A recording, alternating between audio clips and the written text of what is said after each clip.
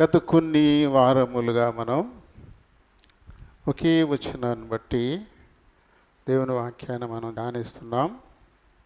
అది మీ అందరికీ కంఠస్థమైపోయింది కదా. ఏం వాక్యం అది? కంఠస్థమైపోయిందా?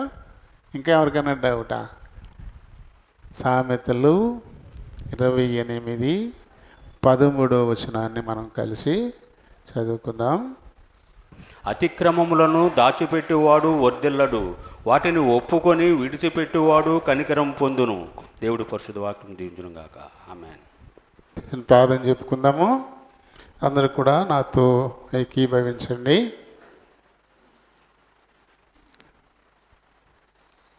ప్రేమ కలిగిన మా ప్రియ పరలోకపు తండ్రి, కనికర సంపన్నుడా, వందనాలు, స్తోత్రాలు. మీ కృప చొప్పున గడిచిన పునరుత్థాన దినము నుండి నేటి ఈ పునరుత్థాన దినం వరకు నీ బలిష్టమైన వాహువుల కింద నన్ను మా ప్రియులందరినీ భద్రపరిచినందుకు వందనాలు. ఈ పునరుత్థాన దినం ఈ రీతిగా మీ పాద సన్నిధిని చేరి పాడి మీ నామాన్ని మహిమపరిచి మీ లేఖనాన్ని ధ్యానించుకుని ఆరాధించడానికి ఇచ్చిన ధన్యతను బట్టి వందనాలు. ఇంతవరకు పాడి మీ నామాన్ని మహిమపరిచాం. ఇప్పుడు మీ లేఖనాన్ని ధ్యానించాలని ఆశపడుతున్నాం. గత కొన్ని వారములుగా మేము సామెతలు 28:13 వచనాన్ని బట్టి నీ లేఖనాన్ని ధ్యానించడానికి మీరు చూపిన కృపను బట్టి వందనాలు, స్తోత్రాలు. ఈ దినం కూడా అదే వాక్య భాగం నుంచి నీ యొక్క ఆత్మీయ మర్మాలను విని గ్రహించాలని ఆశపడుతున్నాం. దీనుని బలహీనుని ప్రభా నీ వాక్యమును బట్టి మాట్లాడడానికై నిలబడబోతున్నాను. నన్ను జ్ఞాపకం చేసుకొని నన్ను ఖాళీ చేయండి నాయన. మీ చిత్తానుసారమైన మాటలు నా నోట నింపి మీరే మాట్లాడుకుని మహిమ ఘనత ప్రభావాల్ని పొందమని అడుగుతా ఉన్నాను. మా ప్రియులు పలు స్థలాల నుంచి ఎంతో ఆశతో ప్రయాసతో వచ్చారు.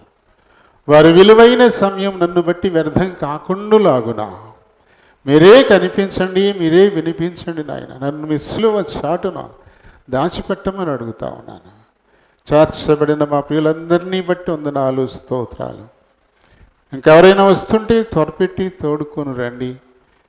ఆ యొక్క కారణాలతో ఆగిపోతున్న వారిని జ్ఞాపకం చేసుకుని వారిని క్షమించి వారికి మరొక తరుణాన్ని అనుగ్రహించమని అడుగుతా ఉన్నాను. వచ్చిన వారెల్లా ఈ కొద్ది సమయం తమ హృదయాలు చెవులు ఈ పరలోకపు గవిని వైపు కేంద్రీకరించులాగున సహాయం చేయండి.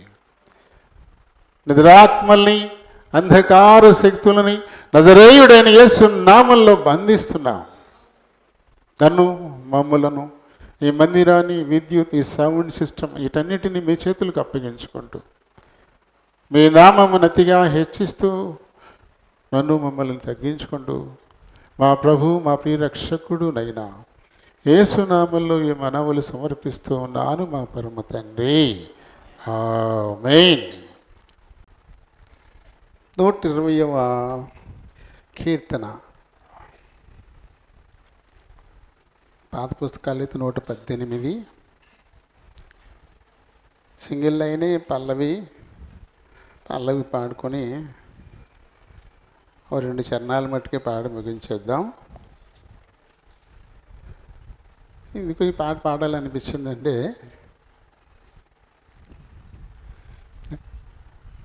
రాత్రులు నిద్రలో కూడా పాడుకుంటూ ఉంటాను. నేను నిద్రపోతాడను పాట రింగ్ అవుతూ ఉంటుంది. పాటలా రింగ్ అయిపోతూ ఉంటుంది. నిద్రపోతూ ఉంటాను, పాట రింగ్ అయిపోతుంటుంది లోపల. ఇంతకీ ఆత్మ ప్రాణ శరీరములని ఒక చరణం పాడితే గుర్తొచ్చింది నాకు. ఆత్మ శరీర ప్రాణములన్ అర్పించి ప్రభును స్తుతిల్తము. ఆత్మ శరీర ప్రాణములన్ అర్పించి ప్రభును స్తుతిల్తము. హల్లెలూయా స్తుతి మహిమ ఘనత ఎల్లప్పుడు ప్రభుకే. హల్లెలూయా స్తుతి మహిమ ఘనత ఎల్లప్పుడు ప్రభుకే, ఎల్లప్పుడు ప్రభుకే. చక్కగా దేవుని స్తుతించుకుంటూ ఆ స్తుతి నుంచి వచ్చేటువంటి బలాన్ని ఆస్వాదిస్తూ ప్రతి పనిని చేసుకోవచ్చు. పాట పాడుకుంటూ పని చేసుకుంటే పని ఎప్పుడైపోయిందో కూడా తెలియదు, అలసట అనేది రాదు. ప్రయాణం చేస్తూ కూడా పాట అలా ధ్యానించుకుంటూ వెళ్ళిపోతుంటే ఎప్పుడు గమ్యం చేరుకున్నామో కూడా తెలియదు, అప్పుడు వచ్చేసామా అలా ఉంటుంది. దేవుని స్థితిలో అంత మహిమ ఉంది, అంత బలం ఉంది కదా. రాత్రి పగలు అప్పుడేం లేదు, ఎప్పుడైనా మనం ఒక పల్లవి ఒక చరణం మరి రింగ్ అవుతూ ఉండొచ్చు, మన ఆత్మలో దేవుని స్తుతిస్తూ ఉండొచ్చు. లోక 12:32లో చిన్న మంద భయపడకండి అని చెప్పేసి యేసుప్రభు చెప్పిన మాటలను బట్టి రాయబడింది. ఇది రాత్రి పగలు కూడా పాడతాను యేసునామం గురించి అంటాడు. రాత్రింబవళ్ళు పాడేదను, రాత్రి పగలు ఎప్పుడు పాడుతూ ఉంటే శృతి నిండిపోతే కోపం రాదు, శృతి నిండిపోతే ఆవేశాలు రావు, శృతి నిండిపోతే దూషణ వాక్యాలు మన నోటి వెంట రావు. ఖాళీగా ఉంటేనే సాతానుడు పెడతాడు మన నోట్లో ఒకటి,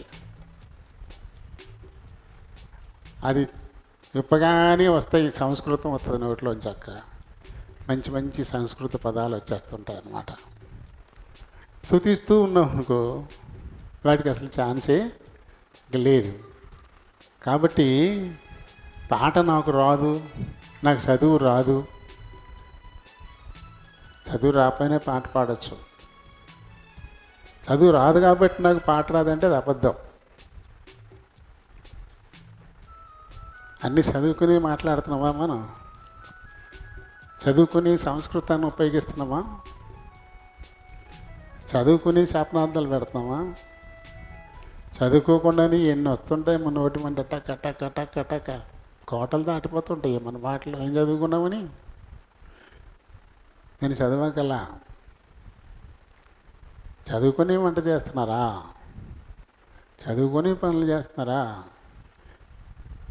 చదువు వచ్చిన వాళ్ళు చేస్తారు, రాని వాళ్ళు చేస్తారు, వాడికి చదువుతో పని లేదు. అలాగే ఓ పాట నేర్చుకోవడానికి ఆసక్తి మనకు ఉండాలి, కానీ చదువు కావాలా? అక్కలే.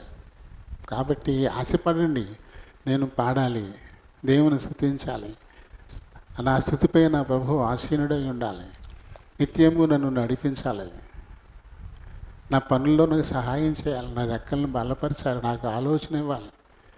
ఫెయిల్యూర్ అనేది లేకుండా నా పనిని నేను చేయగలగాలి. నిజమే, ఇది వాస్తవం. ఏ పనులు చేయడంలో నాకు దేవుని స్తుతే మనసులో ఓ ధ్యానం వల్ల ఉండిపోతూ ఉంటుంది, పాడుకుంటూనే ఉంటాను. No failure. ఓ ప్రొఫెషనల్ పని చేసేటప్పుడు కూడా ఫెయిల్యూర్ అవుతుంటాయి, కొన్ని ఇరిగిపోతూ ఉంటాయి, మళ్ళీ మారుస్తాడు. నేను తెచ్చిపెట్టుకున్న మొక్కలు ఏమున్నాయో ఆ మొక్కలతోటే వస్తువు అయిపోద్ది. నేను ప్రొఫెషనల్నా? వడడానికి ఏమైనా నేర్చుకొని వచ్చానా? ఏం లేదు. దేవుడు ఇక్కడ ఒక తలంపు ఇస్తాడు, దేవుని ధ్యానించుకుంటూ ఆ తలంపును ఇంప్లిమెంట్ చేస్తాను. ఎదురుకుండా నేనే నమ్మలేనంత అద్భుతంగా వస్తువు ఎదురుకుండా వచ్చేస్తుంది. ఏం నమ్మలేను, ఇది ఎలా ఉంది చూడండి. ప్రొఫెషనల్ చేస్తారు దాని మిషన్ మీద పని చేస్తారు. మరి ఉట్టి చేతులతోటి ఇలాంటి పని చేసుకొచ్చామంటే ఎలా? దేవుని స్తుతించడంలో అంత గొప్పతనం. అందుకని నిరంతరము మన నోట దేవుని స్తుతి గీతం రింగవుతూ ఉండాలి. ఒక లక్షణాలు తెలియకపోతే ఆ రాగం అనుకోవచ్చు. రాత్రింబవళ్ళు పాడేదను, నీకు సాహిత్యం రాదనుకోండి,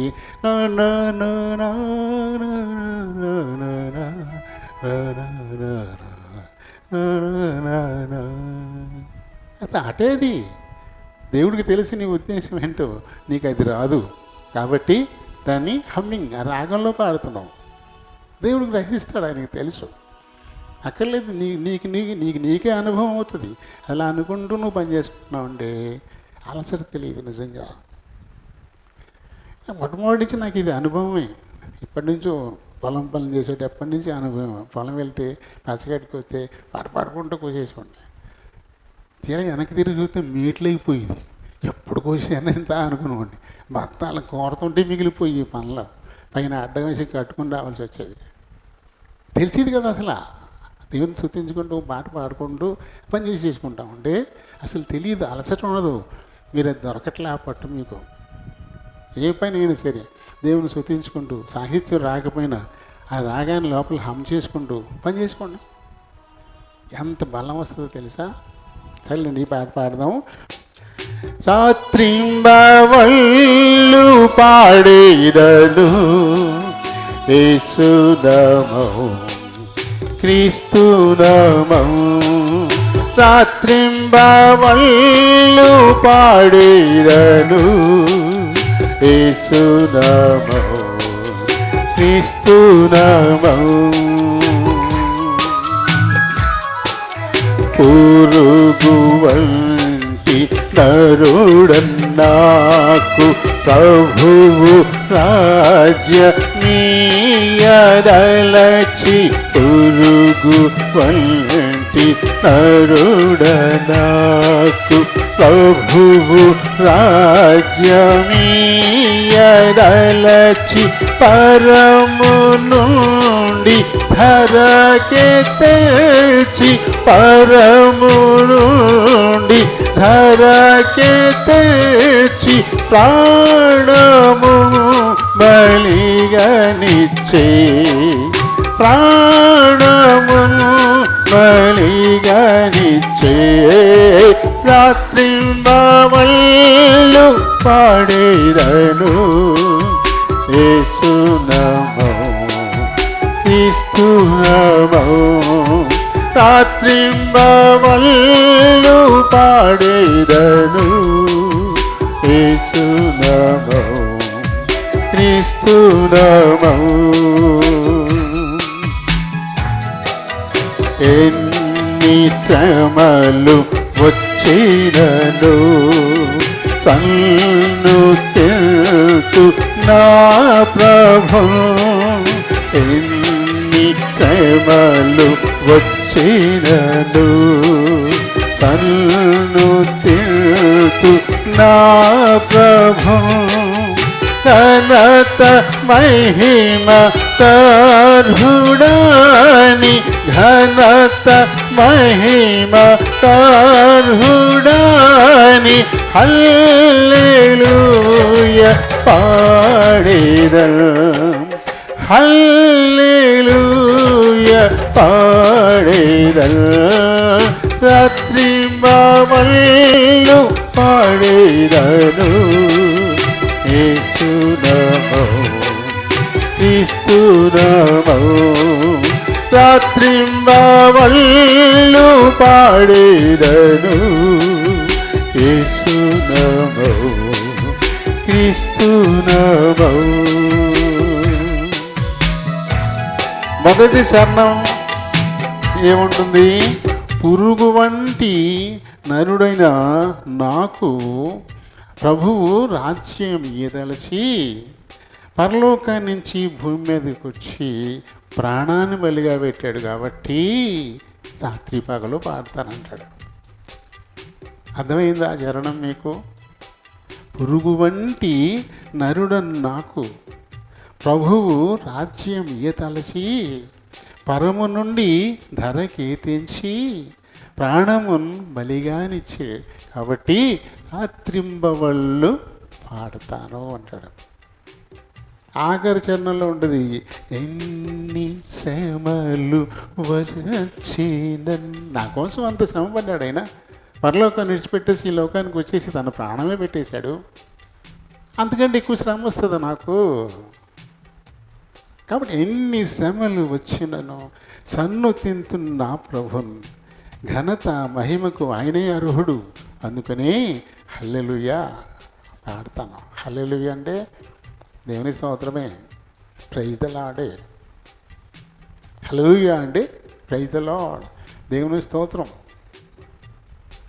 అది కాబట్టి చిన్న పాట, కానీ ఏ పాటని ప్రతి పాట దేవుని జీవమై ఉన్న వాక్యంతో నిండుకొని ఉంది. అయితే దీన్ని మనం అనుభవిస్తూ పాడాలి, దాంట్లో ఉండే భావాన్ని మనం ఫీల్ అవుతూ పాడాలి, కానీ ఆత్మతో పాడాలి. కూర్చునే పెదాలతో నేర్చుకుని పాడితే ఆ పాటకి జీవం ఉండదు. పాట నిజంగా లీనమై పాడితే మన వెంట్రుకలను ఎక్కబడుచుకుంటాయి, మనకే తెలియదు అది, అది ఉంటుంది అనమాట అందులో. చాలండి. ఎన్నో వారం అనేది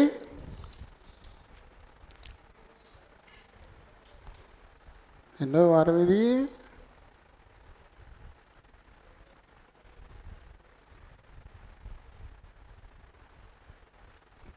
చెప్పండి. 9వ వారంగా ఉంది. 9 వారాలకు సరిపెట్టద్దామా ఈ వాక్యాన్ని? ఎందుకంటే నాకు చాలా, ఇంకా నేను దీనిలో ఇంక ముందుకు వెళ్ళాలంటేనే ఆగిపోతుంది, లేకపోతే ఇది ఒక గని అలా నిరంతరాయంగా వస్తూనే ఉంటుంది. కేవలం మరి అతిక్రమాన్ని ఒప్పుకొని విడిచిపెట్టి కనికరం పొందిన దావీదు అంటూనే ఆల్రెడీ దావీదు దీన్ని బట్టి 3 వారాలు అయినాయి. ఇది 4వ వారం, కేవలం దావీదు గురించి 4వ వారం. మళ్ళీ మొదటి గుర్తు తెచ్చుకోవాలా, అతిక్రమాన్ని అస్సలు ఒప్పుకోకుండా శాపగ్రస్తులైపోయిన వారు, అతిక్రమాన్ని ఒప్పుకున్నా విడిచిపెట్టకుండా మళ్ళీ శాపాన్ని తెచ్చిపెట్టుకున్నవారు. అయితే అతిక్రమాన్ని ఒప్పుకొని విడిచిపెట్టి కనికిరాన్ని పొందినటువంటి వారు అక్కడ ఉన్నాం. ఇప్పుడు మనం ఒప్పుకోని వారు ఎవరు? మన ఆది తల్లిదండ్రులు ఆదాము హవ్వలు ఒప్పుకోలేదు, అననీయ సపీరాలు ఒప్పుకోలేదు. కాబట్టి ఆది తల్లిదండ్రులు శాపగ్రస్తుల్ని మన అందరి మీదకి శాపాన్ని తెచ్చారు. ఆ తర్వాత అననీయ సపీరాలు లోక మర్యాదను అనుసరించాడు, వాళ్ళ స్వబుద్ధికి పుట్టలేదు అది.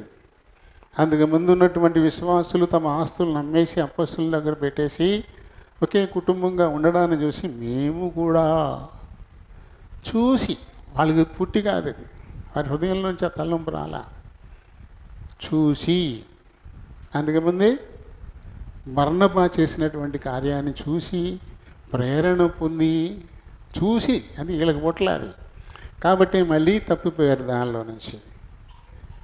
శాపగ్రస్తమైన చావు ఇద్దరు కూడా. ఆ తర్వాత బిలాం నేను పాపం చేశాను అని ఒప్పుకున్నాడు కానీ దాన్ని వదిలిపెట్టలే. ఆ పాపాన్ని వెంబడించుకుంటూ పోయి ఆఖరికి ఒక శాపగ్రస్తమైన చావే, ఓ ప్రవక్త చనిపోకూడని స్థితిలో చచ్చిపోయాడు. ఆ తర్వాత దేవుని అనుగ్రహానికి పాత్రుడయి రాజులలోనే జ్యేష్ఠుడైన సౌలు దేవుని అనుగ్రహాన్ని గుర్తించలేదు. దేవుడు నన్ను ప్రేమించి నాకు ఇది ఇచ్చాడు అనుకోకుండా, ఇది నాది, నా కుటుంబానికి, నా తర్వాత నా పిల్లలకి ఉండిపోవాలా, దీన్ని ఎవరు లాక్కోకూడదు, లాక్కుంటే చంపేస్తానంటూ దేవుని వదిలిపెట్టేసి సొంత ఉద్దేశాలతో దావీదును ద్వేషించిన వాడే తరుముతూ అప్పుడప్పుడు తన మనసాక్షి తను గద్దిస్తూ ఉండేది, నువ్వు చేస్తున్నది తప్పు అని.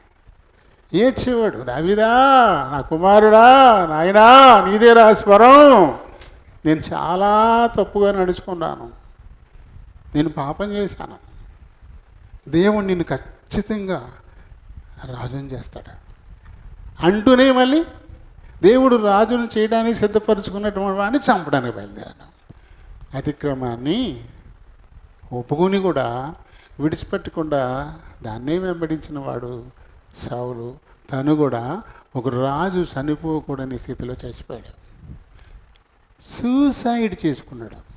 శత్రువులు తన శిరస్సును ఖండించలే, తన కత్తితో తనే పొడుచుకొని చచ్చాడు. తలకాయ నరికేసి ఫిలిష్తీ పట్టణాల్లో ఊరేగించారు. సౌలు తనకున్న గౌరవం మొత్తం అంట మీదకి విసిరి పారేశారు. ఈ దేహాన్ని పట్టుకెళ్ళి ఒక గోడకి వేలాడదీశారు. ఓ సైనికుడి దేహాన్ని కూడా అలా చేయరు. అలాంటిది రాజు దేహాన్ని గోడకి వేలాడదీశారు. కానీ అది కూడా ఒక శాపగ్రస్తమైన చావే. తన వంశం నిర్వంశమైపోయింది. ఒకే ఒక్కడు కొండివాడు యోనాతానును బట్టి మెఫీబోషెత్ ఒకడు మిగిలాడంతే.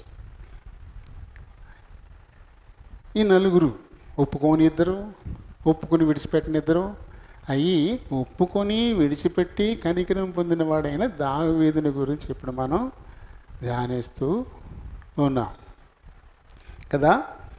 ఎక్కడ ఆగాము? ఏమా ఎక్కడ ఆగాం? పాపములో పడిపోయాడు, పాప ఫలితం అనుభవించటం మొదలుపెట్టాడు. అక్కడ దాకా వచ్చాం. ఇవి కొని తెచ్చుకున్న శ్రమలు, దేవుడిచ్చినవి కాదు. ఓ 13 సంవత్సరాల కాలం సౌలు తనని తరమడం అనేది తన తప్పు లేదు. అందులో అవి తన తప్పుతో వచ్చిన శ్రమలు కాదయ్యి, దేవుని యొక్క కార్యం అది. యావత్ ప్రజల హృదయాన్ని సౌలు మీద నుంచి తీసేసి దావీదు మీదికి రప్పించటం కోసం అనుమతించాడు. ఇంకా తను ఏలబోతున్నటువంటి ఆ దేశం యొక్క ఆ భౌతిక స్వరూపాన్ని, అక్కడ ఉండేటువంటి ప్రజలు, అక్కడ ఉండేటువంటి నీటి వనరులు, అడవులు, ఇవన్నీ చూడాలా. పూర్వకాలం రాజులైన వారు తమ కుమారుల్ని పట్టాభిషిక్తులను చేయడం కోసం మారు వేషాల్లో రాజ్య పర్యటన చేయమని పంపించేవారు. నువ్వు రాజకుమారుడు అని తెలియకుండా నీ రాజ్యంలో పర్యటించు, రాజ్యపు సరిహద్దులు చూడు, అక్కడ ఉండే ప్రజలు చూడు, వాళ్ళ అవసరాలు చూడు, ఏ వైపు నుంచి శత్రు భయం ఉందో చూడు. పూర్తిగా ఆ రాజ్యం యొక్క స్థితిగతులన్నిటి మీద నీకు ఒక ఐడియా రావాలి. అప్పుడు నువ్వు సింహాసనం ఎక్కాలి, అప్పుడు నీ పరిపాలన బాగుంటుందని రాజులు తమ కుమారులను, యువరాజుల్ని మారు వేషాలతో దేశ పర్యటన చేయించేవారు అన్నమాట. అలాగే ఇప్పుడు దావీదును దేవుడు దేశ పర్యటన చేయించాడు. ఓ 13 ఏళ్ల కాలం తను రాజు కాపోయేటువంటి దేశం యొక్క భౌతిక స్వరూపాలు అన్నీ చూడడానికి వరకు ఈ సమయాన్ని వాడాడు. అదే టైంలో ప్రజల హృదయాలు సౌలు మీద నుంచి దావీదు మీదకి రప్పించాడు. కాబట్టి ఇవి దేవుడు వాడుకుండడం ద్వారా వచ్చినటువంటి శ్రమలు తప్ప దావీదు స్వయంకృతం లేదు అందులో. దావీదు స్వయంకృతం లేదు అందులో.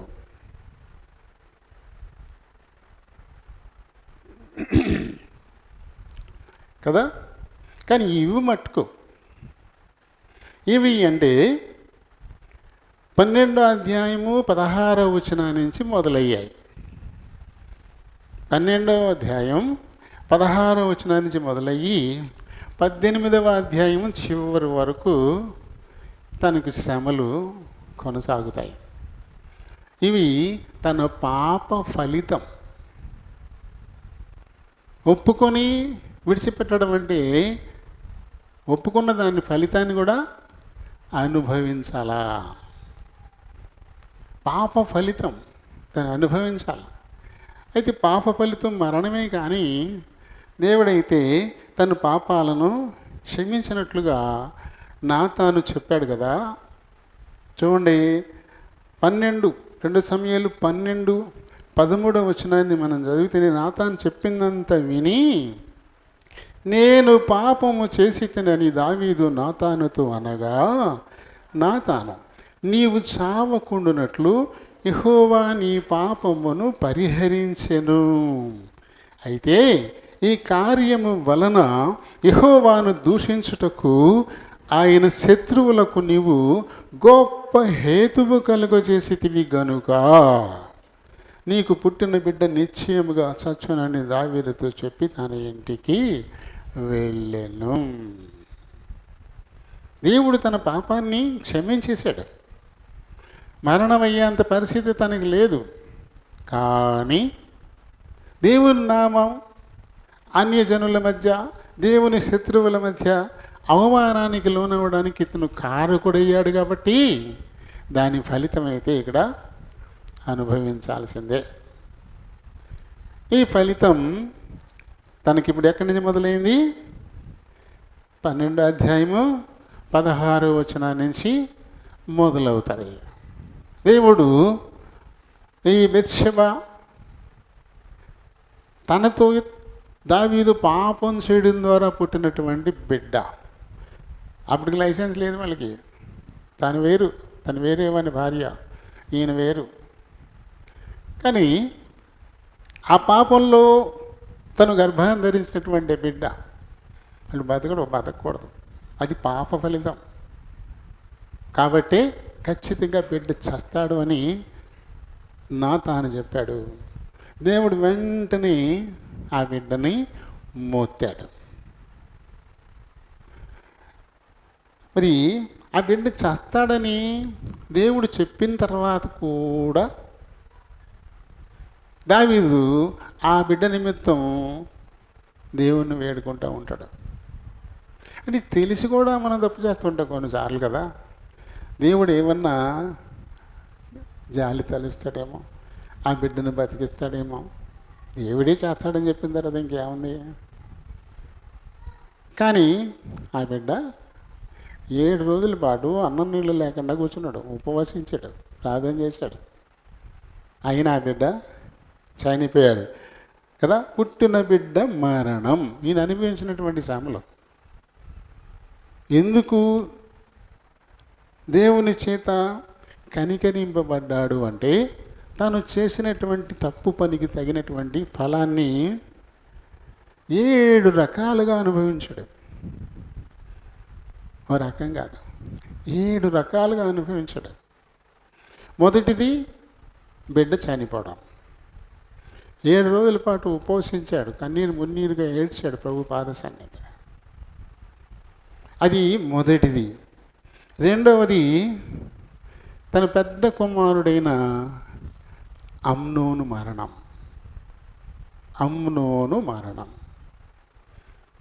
ఆ మరణానికి ముందు తన కుటుంబంలోనే ఘోరమైన పాపం జరగడం, తప్పు జరగడం, దాంతో ఆ కొడుకు మరణం ఉంటుంది. ఆ తర్వాత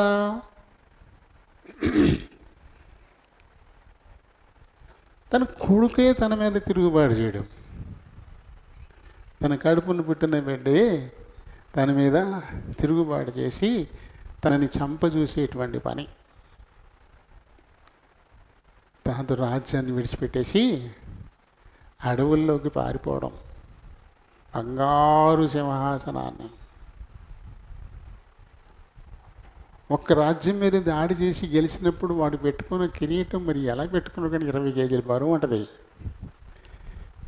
20 కేజీల బరువు కిరీటాన్ని పెట్టుకునేవాడు అంట రాజు.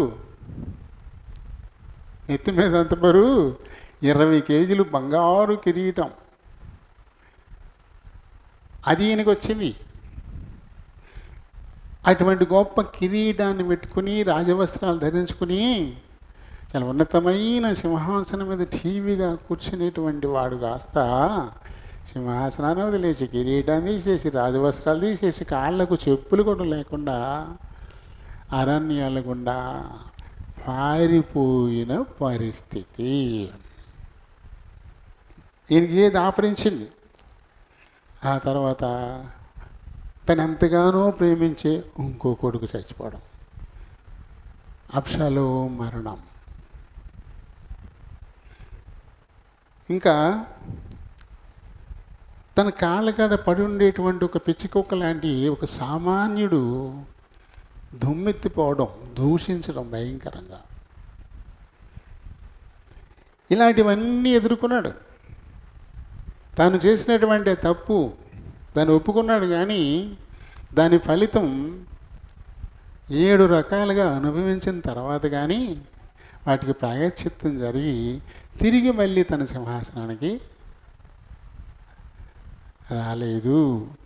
పోగొట్టుకున్న సింహాసనానికి మళ్ళీ తిరిగి రావాలంటే ఇక్కడ ఈయన 7 రకాలుగా ఆయన శ్రమ నొందినటువంటి పరిస్థితి మనకి కనబడుతుంది.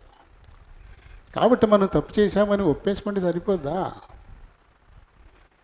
తప్పు చేశాను, నేను తప్పు చేశాను. ఎవరినో దూషించి ఉండొచ్చు, ఎవరితోటో గొడవకి వెళ్ళి ఉండొచ్చు, తొందరపడి ఎవరినో బూతులు తిట్టేసి ఉండొచ్చు. ఇక తర్వాత ఇంటికి వచ్చిన తర్వాత నీ తప్పు నీకు తెలిసి వచ్చింది. నేను తప్పు చేశాను ప్రభా, నేను అలా తిట్టు ఉండకూడదు, నేను అలా మాట్లాడి ఉండకూడదు అని నీకు తలంపు వచ్చిందనుకోండి, అవి వచ్చినంత మాత్రాన పోద్దా? పోదు. నువ్వు అంటించిన నిప్పు అక్కడగా రగులుకుంటూనే ఉంటుంది. అది ఎప్పుడూ నిన్ను తగిలెడుతుంది. దాన్ని నువ్వు ఆర్పేసుకోవాలా? అప్పుడు ఏం చేయాలి? ఎవరిని గురించి నువ్వు పశ్చాత్తాపడుతున్నావో ఆ వ్యక్తి దగ్గరికి వెళ్ళాలి. ఆ వ్యక్తిని చేతులు పట్టుకుని క్షమాపణ అడగాలి. నువ్వు ఒప్పుకున్నావు కదా, నేను తప్పు చేశాను, నేను ఇలా అయ్యి ఉండకూడదు అని ఇంట్లో నీకు నువ్వు అనుకోవడం కాదు. ఎవరి పట్ల నువ్వు తప్పు చేశావు, ఎవరితోటి నీకు అసమాధాన పరిస్థితి వచ్చింది, ఎక్కడ నువ్వు ఇప్పుడు రాజేసి వచ్చావు, అక్కడికి వెళ్ళాలి. అక్కడికి వెళ్ళి వాళ్ళ చేతులు పట్టుకొని నేను ఇలా అని ఉండకూడదు, నిన్ను ఎందుకు అలా అనేసాను, సాతాను నన్ను అలా ప్రేరేపించాడు, ఐఎమ్ సారీ, క్షమించు నన్ను అని నువ్వు అన్న రోజున అంటించిన నిప్పు మీద నీళ్లు పోసినట్టు, ఆ నిప్పు ఆరిపోయినట్టు. లేని పక్షంలో నీలో పశ్చాత్తాపం కలిగింది, ఆ విషయం అక్కడ దాకా పోలేదు కదా. నువ్వన్న మాటలకి అక్కడ రగులుతానే ఉన్నది, ఆ నిప్పు రగులుతూ ఉంది. ఎప్పుడో ఒకప్పుడు ఖచ్చితంగా నీ మీదకి వచ్చి పడద్ది. అది ఆర్పేసుకోవాలా? ఏలో పశ్చాత్తాపం కలిగింది కాబట్టి తన దగ్గరికి పోవాలి నువ్వు. అప్పుడే విడిచిపెట్టినట్టు, అప్పుడే దాన్ని పోగొట్టేసుకున్నట్టు. లేకపోతే దావీదు ఒప్పేసుకున్నాడు, దేవుడు నీ పాపాలను పరిహరించాడని కూడా నాతాను చెప్తున్నాడు. ఆ తర్వాత కూడా ఇవన్నీ ఏంటి? మనం చదివాం కదా, అక్కడ 12:13 చదివాం కదా, నేను పాపం చేశాను అని దావీదు ఒప్పుకున్నాడు కదా. ఇప్పుడు నాతాను కూడా దేవుడు నీ ప్రాణాన్ని రక్షించాడు, నేను క్షమించేశాడని చెప్పాడు కదా. అయినా సరే ఇవన్నీ ఏంటి మరి? నిన్ను బట్టి దేవుని నామం అన్యజనుల మధ్య దూషింపబడింది. దాని ఫలితం దాని ప్రాయశ్చిత్తం చేసుకోవాలి కదా. కాబట్టి ఇప్పుడు 7 రకాలైనటువంటి శ్రమలు దావీదు మీదకి వచ్చేసినాయి. మొదటిది ఏంటంటే బత్షెబ తాను పాపం చేయడం ద్వారా తనకే పుట్టినటువంటి బిడ్డ మరణం. అది మనం మొన్న చెప్పేసుకున్నాం కదా. రెండవది ఏంటంటే అమ్నోను తామారు పట్ల తప్పుగా నడుచుకోవడం.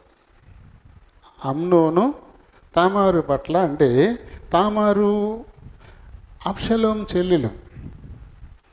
అబ్షలోము తామారు దావీదు ఒక భార్యకు బిడ్డలు, అమ్నోను ఇంకొక భార్యకు బిడ్డ.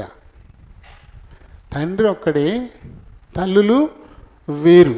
వీళ్ళకి తండ్రి ఒక్కడే కానీ తల్లులు వేరు అన్నమాట. మనకి 13వ అధ్యాయంలో వస్తుంది ఇది, 2 సమయాలు 13వ అధ్యాయంలో వస్తుంది. వీళ్ళు రాజకుమారులు, ఎవరి భవనం వాడికే ఉంటుంది, తండ్రితో ఉండరు. తండ్రి ముఖం చూడడం చాలా కాలం పట్టుద్ది వాళ్ళకి, తండ్రి కూడా వాళ్ళని చూడడం. ఇప్పుడు మనం కాదు, అందరూ ఒక ఇంట్లో ఒక గదిలోనే పడి ఎడతాం మనం. అలాగే రాజులు కదా, ఒక కోడికి ఒక అంతఃపురం కట్టేస్తారు, ఆ అంతఃపురంలో వాళ్ళే ఉంటారు. ఎప్పుడైనా బిడ్డల ముఖం చూడాలని అనుకుంటే తండ్రి కబురు పెడతాడు, వాళ్ళు వస్తారు. వచ్చేసి నాన్న అని ఏం కగులించేసుకోరు, అంత దూరం నుండి వంగి నమస్కారం పెడతారు. కావాలని తండ్రి దగ్గరికి వచ్చి ఆ బిడ్డను పట్టుకుని బుద్ధి పెట్టుకోవాలి తప్ప వెళ్ళిపోయినా అని వాటేసుకుంటే ఉండదు. రాజులు ఆ మర్యాదలు వేరుగా ఉంటాయి. వాళ్ళు కలవరు అన్నమాట. అమ్నోను వేరే ఒక అంతఃపురంలో ఉంటాడు. అయితే అబ్షలోం చెల్లి అనేటువంటి తామారు బహు సౌందర్యవతి అంట, చాలా అందంగా ఉంటుందంట అమ్మాయి.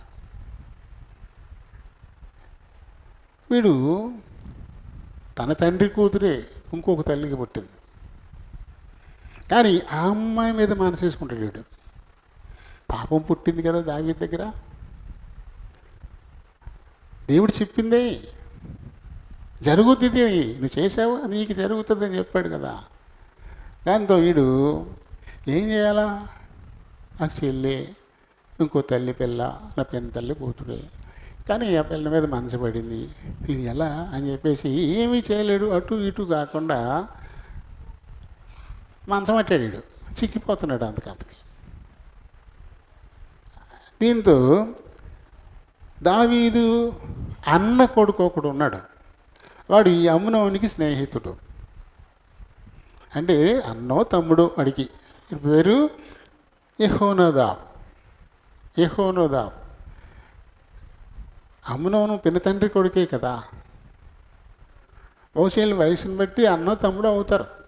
వీళ్ళు కొంచెం ఫ్రెండ్స్ అనమాట. వీడు కొంచెం కన్నింగ్ మెంటాలిటీ వీడిది.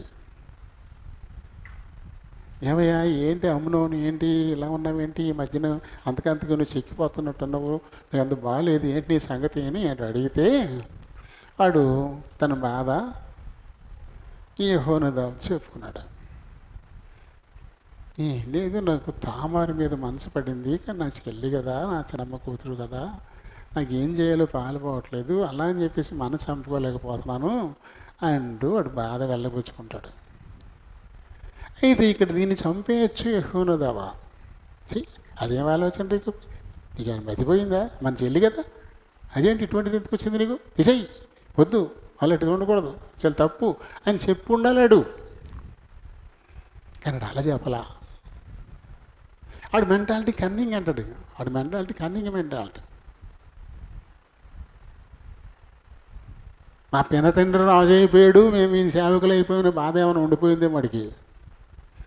ఎందుకంటే అయితే రాజులు అయ్యేవాళ్ళు దావీదు కొడుకులు అవుతారు తప్ప దావీదు అన్న కొడుకులు అవ్వరు కదా, వీళ్ళు సామాన్యులే. లోపల సూయి ఉండిపోయిందో ఏముందో కానీ అది మంచి మెంటాలిటీ కాదు, కన్నింగ్ స్వభావం వాడిది. అప్పుడు అమ్నోనుతో ఓ పనికి మాలని సలహా ఇచ్చాడు, నువ్వు పని చేయి, తలగొడ్డు కట్టుకుని పడుకో, నీకు ఒంట్లో బాగాలేదనే సంగతి రాజుగారికి తెలిసేలా చేద్దాం. అప్పుడు కొడుకు బాగాలేదని చెప్పేసి ఆయన వచ్చి నేను చూస్తాడు, చూసినప్పుడు ఒక కోరిక కోరు, నాన్నగారండి చిన్న కోరికండి, చెల్లి తామారు వచ్చి ఏమైనా రొట్టెలు చేసి పెడితే తినాలని ఆశగా ఉందండి అని నువ్వు అడుగు. నువ్వు ఒంట్లో బాగాకుండా ఉన్నావు కాబట్టి ఖచ్చితంగా రాజుగారు నీ చెల్లిని నీ దగ్గరికి పంపిస్తాడు, తను నీ ఇంట్లోకి వచ్చేస్తుంది, ఇంకేంటి ఇక నీ ఇష్టం అన్నాడు. ఎలాంటి ఒక పనికి మాలిన సలహా ఇచ్చాడు.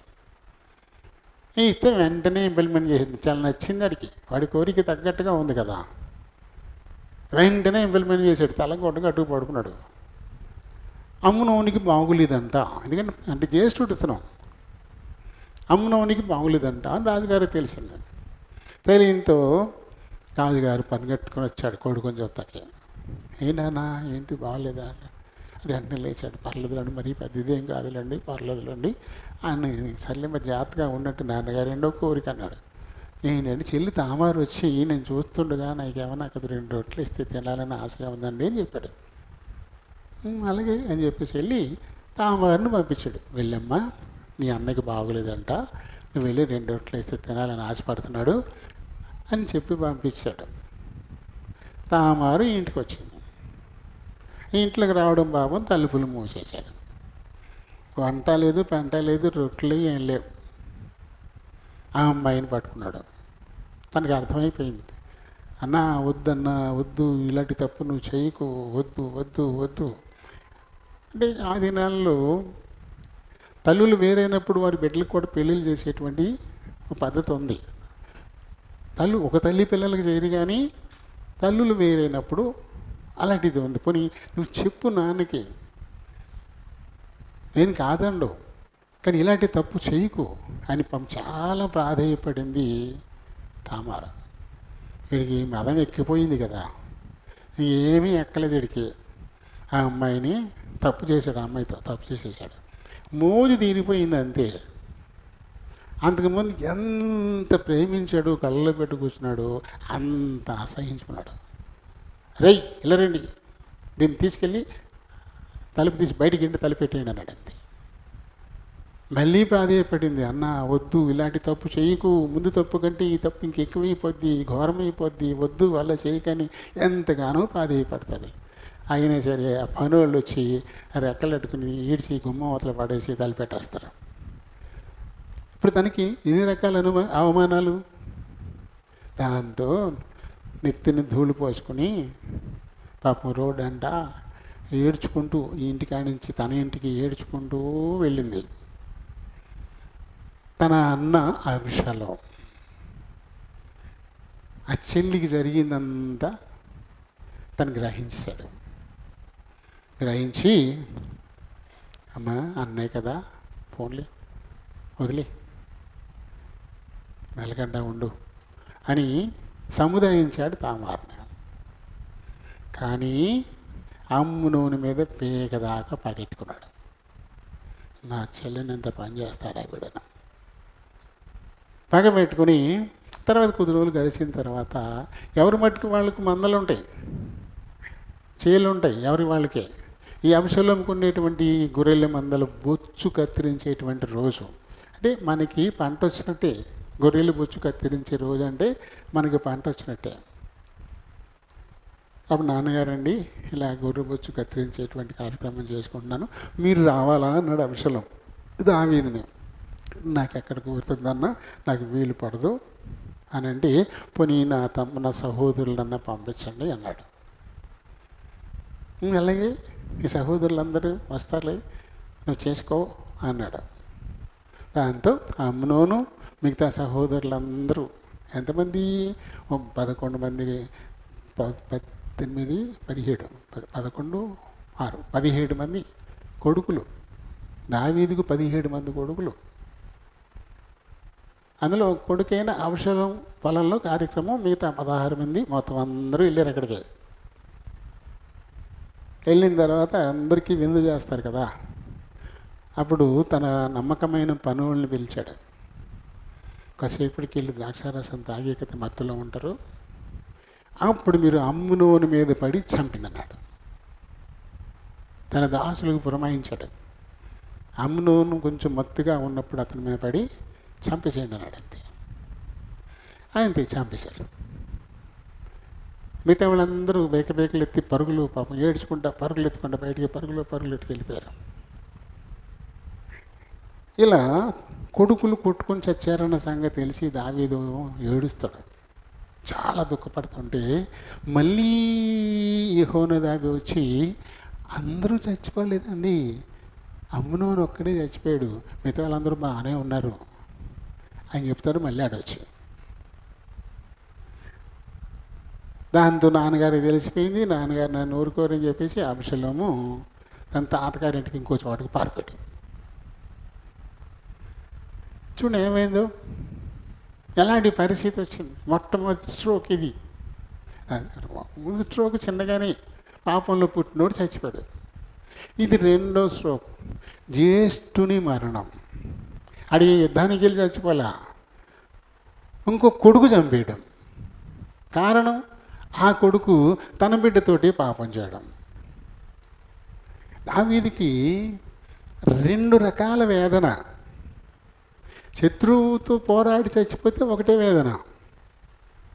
ఇక్కడ అలా కాదు, ఇంట్లోనే తప్పు జరిగి చంపుకోవడం, మానసిక వేదన అన్నమాట.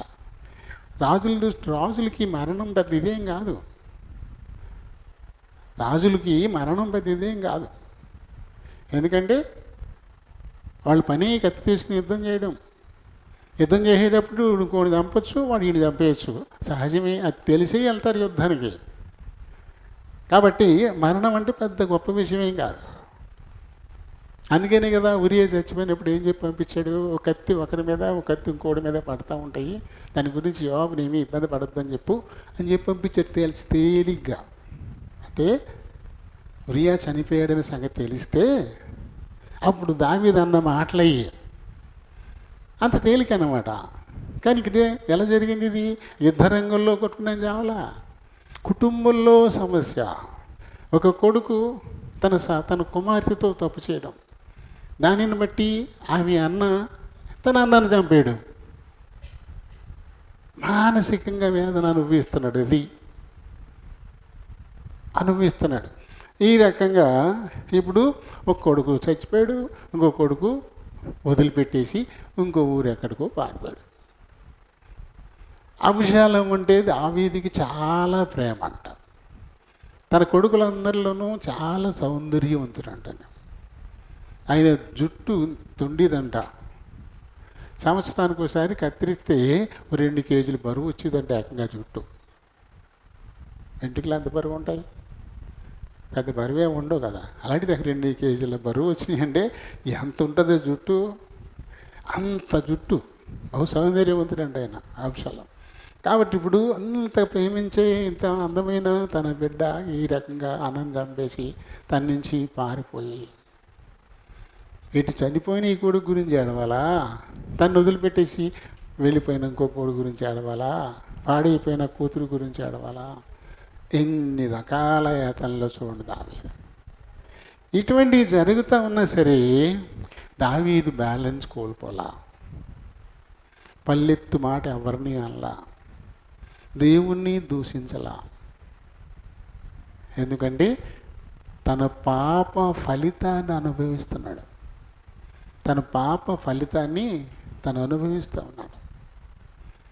ఇంకెందుకు మాట్లాడతాడు? నేను చేసిన పాపమే కదా, నేను ఉరియాన్ని, నీతిమంతుడైన ఉరియాన్ని చంపించేశాను కదా, నేను ఒక ప్రాణం తీస్తే ఇప్పుడు ఇక్కడ ఒక ప్రాణం పోయింది. పొరుట్లోనే పోయిన బిడ్డ వేరే సంగతి, ఎదిగొచ్చినటువంటి వాడు అటువంటి కొడుకు ఇంకొక కొడుకు చేతిలో హతమైపోవడం, చాలా దుఃఖపడతాడు. ఇది 2వ ఎఫెక్ట్ కదా. ఈ పాపం 2వ ఎఫెక్ట్ అయితే 3వదిగా అమ్నోను మరణం 2 కలిపి ఉన్నాయి.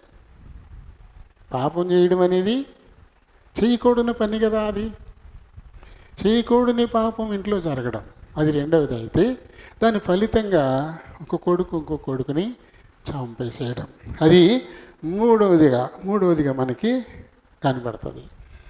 ఇంకా తర్వాత ఒక 2 సంవత్సరాలు అయిపోద్ది అబ్షాలోము ఇల్లు వదిలిపెట్టేసి వేరే ఊరు వెళ్ళిపోయి ఉండడం.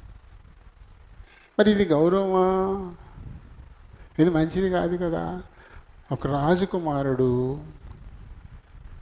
తన తండ్రిని వదిలిపెట్టేసి, తన రాజ్యాన్ని వదిలిపెట్టేసి వేరే చోటుకి వెళ్ళిపోయి అన్యుల దగ్గర ఉండడం అనేది రాజుకి గౌరవం అది కాదు. కాబట్టి యోవాబు ఏదో రకంగా దావీదును ఒప్పించి అబీషాలోమును మళ్ళీ తిరిగి ఇక్కడికి రప్పించాలని అనుకుంటాడు. యోవాబు ఎవరు? తన మేనల్లుడే, తన అక్క కొడుకి, తనే సైన్యాధిపతి. తను ఇంకొక అమ్మాయిని, ఒక స్త్రీని, తెలివిగా మాట్లాడేటువంటి నేర్పరి అయిన స్త్రీని పిలిచి తనకు కొన్ని మాటలు నేర్పించి, నువ్వు వెళ్ళి దావీదుతో ఈ మాటలు చెప్పు. ఈమె తెకోవా ఊరి స్త్రీ. ఇది 14వ అధ్యాయంలో మనకి ఇది కనబడుతుంది. అబ్షాలోము 2 సంవత్సరాలు దాటి 3 ఏళ్ళు అయిపోతుంది అక్కడికి వెళ్ళిపోయి. ఏమొచ్చి చాలా నేర్పుగా మాట్లాడుతుంది. 9వ వచనం నుంచి ఉంటుంది. అందుకు తెకోవా ఊరి స్త్రీ, నా ఏలినవాడా రాజా, దోషము నా మీద మోపము అని చెప్పేసి అని ఒక స్టోరీ చెప్పుద్ది. అంటే నువ్వు అబ్షాలోముని ఇక్కడికి తెప్పించాలి అని అర్థం వచ్చేలా, వేరే నువ్వు రాజువు కదా, నువ్వు న్యాయాధిపతివి కదా, నువ్వు న్యాయం చేయాలి కదా, కాబట్టి నీ కొడుకుని కూడా రప్పించాలి అనేటువంటి విషయం దావీదుకి అర్థమయ్యేలా తన చక్క స్టోరీ ఇదంతా యోవాబు నేర్పి పంపించాడు. దావీదుకి అర్థమైపోయింది. యోవాబు నీకు ట్రైనింగ్ ఇచ్చి పంపించాడా అన్నాడు. యోవాబు నీకు ట్రైనింగ్ ఇచ్చి పంపించాడా అని అంటే నీకు అర్థమైపోయింది కదా. సూక్ష్మాన్ని నీకంటే గొప్పగా ఎవరు గ్రహిస్తారు, నువ్వు చాలా బాగా గ్రహించేశావు అని చెప్పేసి 19వ వచనంలో ఉంటుంది. రాజు యోవాబు నీకు బోధించినా అని ఆమెను అడిగినందున ఆమె ఇట్లనెను, నా ఏలిన వాడవైన రాజా, నీ ప్రాణము తోడు చెప్పిన దానిని తప్పక గ్రహించుటకు నా ఏలిన వాడవును రాజువనకు నీ వంటి వాడొక్కడును లేడు. నీ సేవకుడుకు యోవాబు నాకు బోధించి ఈ మాటలన్నిటినీ నీ దాసినగు నాకు నేర్పే పంపించాడు అని చెప్పేసింది. సర్లే, అబ్షలోమును పిలవనంపించండి, రమ్మనండి అని ఒప్పుకున్నాడు. కానీ నా దగ్గరికి రాకూడదు, నా ముఖం చూడకుండానే తన ఇంట్లో తన ఇల్లు అలాగే ఉంది కదా, అక్కడ ఉండాలి అని చెప్పాడు. సర్లే, ఓ మెట్టు దిగినట్టే కదా అని అప్పుడు అబ్షలోముని తీసుకొచ్చారు. తీసుకొచ్చితే తన అంతఃపురంలోకి తాను వెళ్ళిపోయాడు. వెళ్ళిన తర్వాత మళ్ళీ ఓ 2 సంవత్సరాలు పూర్తయిపోయింది. మళ్ళీ ఇక్కడికి వచ్చాక అంటే దాదాపుగా అమ్నోను చనిపోయి ఒక 5 సంవత్సరాలు అయిపోయింది అనమాట. రాజు అబ్షలోం ముఖం చూడలే. ఈ అబ్షలోం ఏంటి మరి వచ్చి సుఖం ఏంటి, నా తండ్రి ముఖం నేను చూడనప్పుడు నేను ఇక్కడ ఉంటే ఇంకొక దేశంలో ఉంటే అని ఇతను బాధపడినటువంటి సందర్భం మనకి కనబడుతుంది. ఏం చేస్తాడు, యోవాబును రాజునద్దకు పంపించడానికై అబ్షలోము అతన్ని పిలిస్తే అతను రాడు. ఏదో ఈ దేశాన్ని తీసుకొచ్చాం కానీ మళ్ళీ రాజు దగ్గరికి ఇది పెడతాడు వీడి పెంట అని చెప్పేసి, ఇది నాడు బావే కదా, బావమరిదిలు కదా వీళ్ళు, ఇది వెళ్ళకపోతే అబ్షలోము ఏం చేస్తాడు, యోవాబు చీలు తగలబెడతాడు. యోవాబు పంట చీలకి నిప్పెట్టి చేస్తాడు. నింపెట్టి అప్పుడు అత్తర పరిగెత్తుకొని, ఇదేం పని నువ్వు, నా పొలం నా చీలు తగలబెడతావా నువ్వు అంటే, వస్తే మరే రమ్మంటే వచ్చావా నువ్వు ఏంటంటే, మరి నేను వచ్చి సుఖమేంటి, నన్ను ఎందుకు తీసుకొచ్చావు ఇక్కడికి, ఇప్పటి వరకు నా తండ్రి నా ముఖం చూడలే, ఎందుకు తీసుకొచ్చావు, 2 ఏళ్ళు అయిపోయింది అని మాట్లాడితే మళ్ళీ మొత్తం మీద యోవాబు మాటలతో అబ్షలోము రాజు దర్శనం చేయడం జరుగుతుంది. ఇది ఇంకో స్టెప్. అయితే ఇక్కడ వరకు బాగానే ఉంది. కానీ ఇప్పుడు అబ్షలోమే తండ్రికి వ్యతిరేకమైపోతాడు. పెద్ద కొడుకు అమ్నోను ఎలా చచ్చిపోయాడు కదా, తర్వాత ఇక నాదే రాజ్యం, నేనే దీన్ని ఆక్రమించుకోవాలనేటువంటి ఒక ఉద్దేశంతో ఈయన ఎక్కడికో బలి అర్పించడానికి వెళ్తున్నానంటూ పర్మిషన్ తీసుకుని రథాలు రౌతులు ఇవన్నీ వేసుకుని అట్టహాసంగా ఒక 50 మందిని వేసుకుని అట్టహాసంగా వెళ్ళి గవన్ దగ్గరికి వెళ్ళి అక్కడ నిలబడి వచ్చి పోయే వారిని చూసి, నేను మీకు న్యాయాధిపతిగా ఉంటే మీకు చాలా బాగుంటుంది కదా, నేను మీకు రాజుగా ఉంటే చాలా బాగుంటుంది కదా అని చెప్పేసి విందులు చేసి ఇలాంటి కబుర్లు చెప్పి జనాన్ని తన వైపుకు తిప్పుకోవడం మొదలు పెడతాడు. తండ్రికి వ్యతిరేకంగా అబ్షలోం తిరుగుబాటు. ఇది మనకి 15వ అధ్యాయం నుంచి మొదలవుతుంది. ఈ తిరుగుబాటు 15వ అధ్యాయం నుంచి మొదలవుతుంది. గది కుట్ర పెరిగిపోతూ ఉంటుంది. ఓ పక్క వెళ్ళడం, అక్కడ పెద్ద విందు చేయడం, 3 మందిని పిలవడం, వాళ్ళందరికీ భోజనాలు పెట్టడం.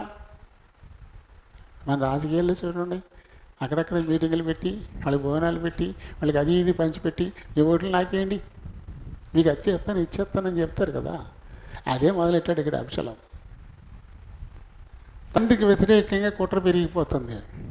ఈ విషయం దావీదుకి అర్థమైపోయింది. జనాల్ని తన వైపు తిప్పుకున్నాడు. ఇప్పుడు మన మీద పడే పరిస్థితి ఉంది ఇప్పుడు. కాబట్టి మనం ఇక రాజ్యం వదిలిపెట్టి వెళ్ళిపోవడమే అని చెప్పేసి 13వ వచనం నుంచి మనం చూడొచ్చు. 13వ వచనాన్ని చూస్తే, ఇశ్రాయేలీయులు అబషలోము పక్షం వహించరని దావీదునకు వర్తమానం రాగా, దావీదు యెరూషలేమునందున్న తన సేవకులందరికీ ఇలాగూ ఆజ్ఞ ఇచ్చెను, అబషలోము చేతిలో నుండి మనము తప్పించుకుని రక్షణ నొందలేము, మనము పారిపోదాము రండి. మొత్తం తన ఉపపత్నులను మట్టుకే నగరుకు కావలిగా ఉంచి, తర్వాత తన భార్యల్ని, మిగతా పిల్లల్ని, మతమందరినీ తీసుకుని రాజ్యాన్ని వదిలిపెట్టేసి, అంటే కాస్త దూరంలో ఉన్నాడు అబ్షలోము. రాజధాని నుంచి దూరంలో ఉన్నాడు. అక్కడ సైన్యాన్ని వేసుకొని ఇక్కడికి వచ్చి మన మీద పడే లోపలే మనం ఇక్కడి నుంచి వెళ్ళిపోవాలా అని చెప్పేసి వీళ్ళందరూ కలిసి పారిపోయిన పరిస్థితి. తన సింహాసనాన్ని వదిలేసి, తన రాజ్యాన్ని వదిలేసి దావీదు ఇప్పుడు పారిపోవలసి వచ్చింది. ఎప్పుడూ పారిపోయినాడు కాదు, విరోచితంగా పోరాడినోడే. సౌలు మీద కూడా పోరాడగలడు, కానీ అభిషేకం పొందినాడు కాబట్టి సౌలుతో నేను పోరాడినని వదిలిపెట్టి వెళ్ళిపోయాడు. ఇప్పుడు శత్రువులందరూ దావీదు పేరు చెప్తే హడలెత్తిపోతారు. ముందే వచ్చేసి సంధి చేసేసుకుంటారు. ఈ సంవత్సరానికి ఇంత బంగారం, ఇంత వెండి, ఈయన గొర్రెలు మేకలు పంపుతాం బాబు, మా మీదకి రాకని సంధి చేసేసుకుంటారు, సామంతులు అయిపోతారు.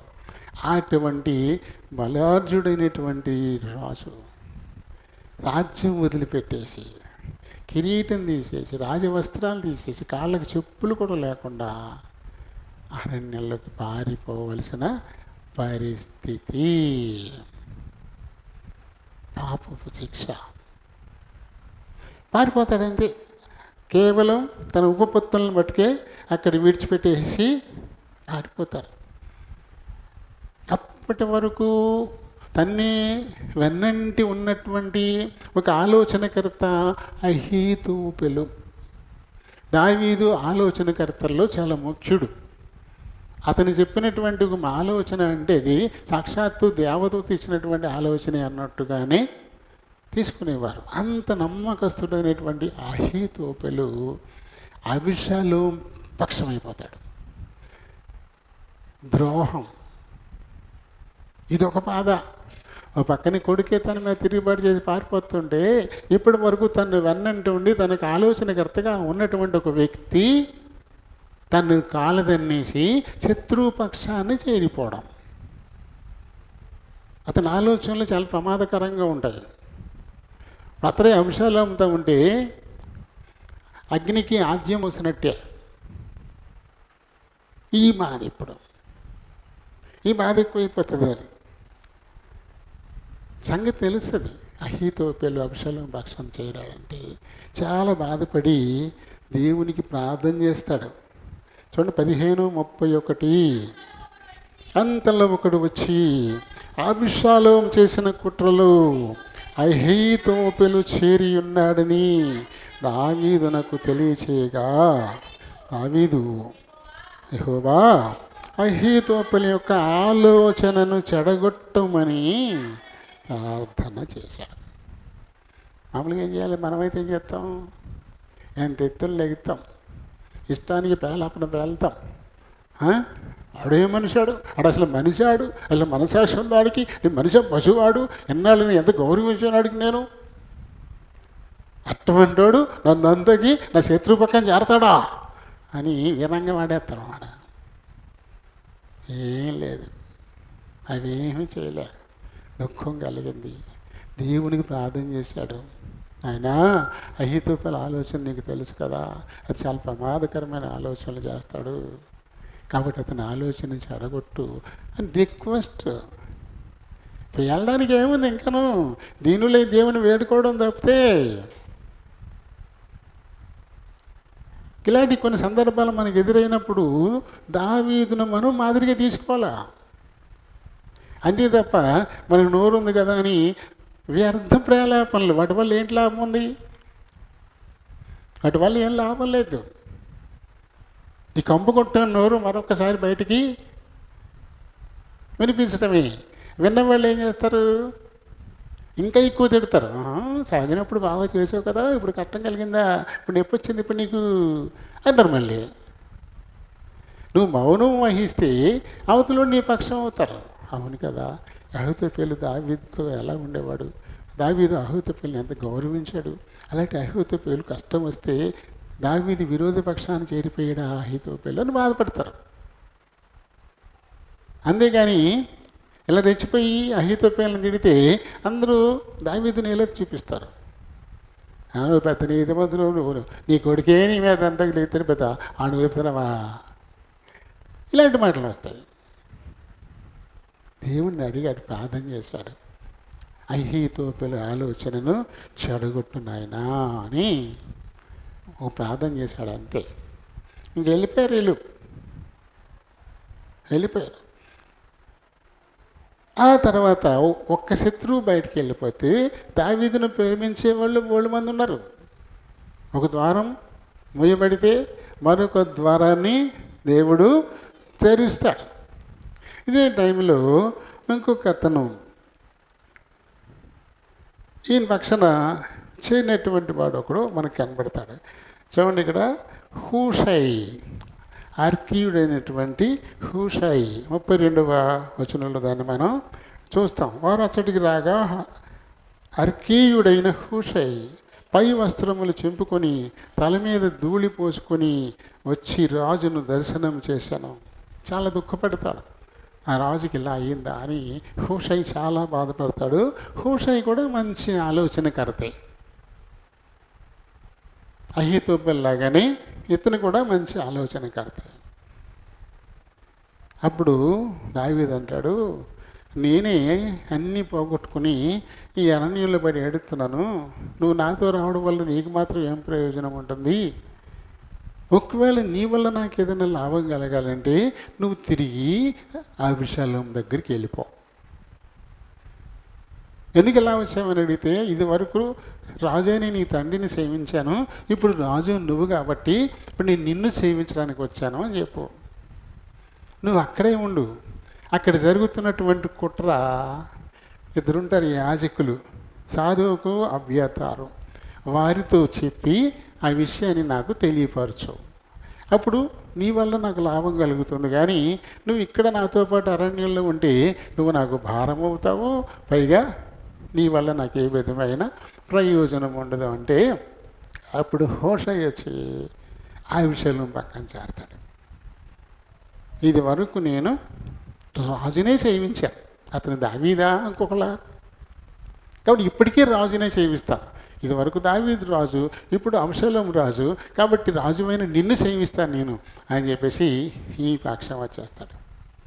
వచ్చేస్తే ఇప్పుడు దావీదు వైరిపక్షమైన అహీతోపెలు ఇక్కడే ఉన్నాడు, దావీదు పక్షమైన హూషై కూడా ఇక్కడే ఉన్నాడు. చూడండి, ఇది దేవుడు ఇచ్చేటువంటి మంచి ఆలోచన. దావీదుకు బలం, శత్రువు వెంటే పెట్టాడు దేవుడు, తన శత్రువు వెంటే పెట్టాడు. కాబట్టి హూషై ఎప్పుడూ కంట కనిపెడుతూ ఉంటాడు. ఇక్కడ వెళ్ళేసే ప్రతి మూమెంటు, వెళ్ళేసే ప్రతి ఆలోచన ఈ సాధువుకు కలిగే అభ్యతారు వాళ్ళకి తెలియచెప్తే వాళ్ళు రాజుకి వర్తమానం పంపిస్తారు. అలా ఇక్కడ జరుగుతున్న కుట్ర ఎప్పటికప్పుడు రాజు దగ్గరికి వెళ్ళిపోతూ ఉండేది. అది మనకి 15 వచనం వరకు అక్కడ అవుతుంది. ఆ తర్వాత ఇక్కడ 16, ఈ 16 అధ్యాయంలో మెఫీబోషెతు, అతని సేవకుడైనటువంటి సీబా, వీళ్ళిద్దరూ కనపడతారు ఇందులో మనకి. పాపం మెఫీబోషెతు మరి తన దావీదు ఎంతో ప్రేమించాడు కదా, తన కొడుకుల్లో కొడుకుగా భోజన బల్ల దగ్గర పెట్టుకున్నాడు కదా. అలాంటి దావీదును అలా వెళ్ళిపోయినప్పుడు తను కూడా వెళ్ళిపోదాం అనుకుంటాడు, కానీ తన దగ్గర కాళ్ళు లేవు, తన్ని ఎవరైనా తీసుకెళ్ళాలి. కానీ ఈ సీబా దావీదు ఈ అహీతోపెలుని మోసం చేస్తాడు. మోసం చేసి ఆడొక్కడే రకరకాలుగా పట్టుకెళ్ళిపోయి దావీదును కలుస్తాడు. దావీదేమో సీబా మెఫీబోషెతు ఏంటంటే ఆయన అక్కడే ఉండిపోయాడు, నేను రానున్నాడు అన్నట్టుగా తన మీద ఏదైనా కంప్లైంట్ చెప్తాడు. కుంటోడు మీద కంప్లైంట్ అన్నమాట. అది జరుగుతుంది ఇక్కడ. ఇంకా దావీదును దూషించడానికి ఒక బెన్యామీయుడు ఇతను షిమి ఇతని పేరు. ఈ వీడు బయలుదేరతాడు. ఏం చేస్తాడు? ఇక దుమ్మెత్తిపోతాడు.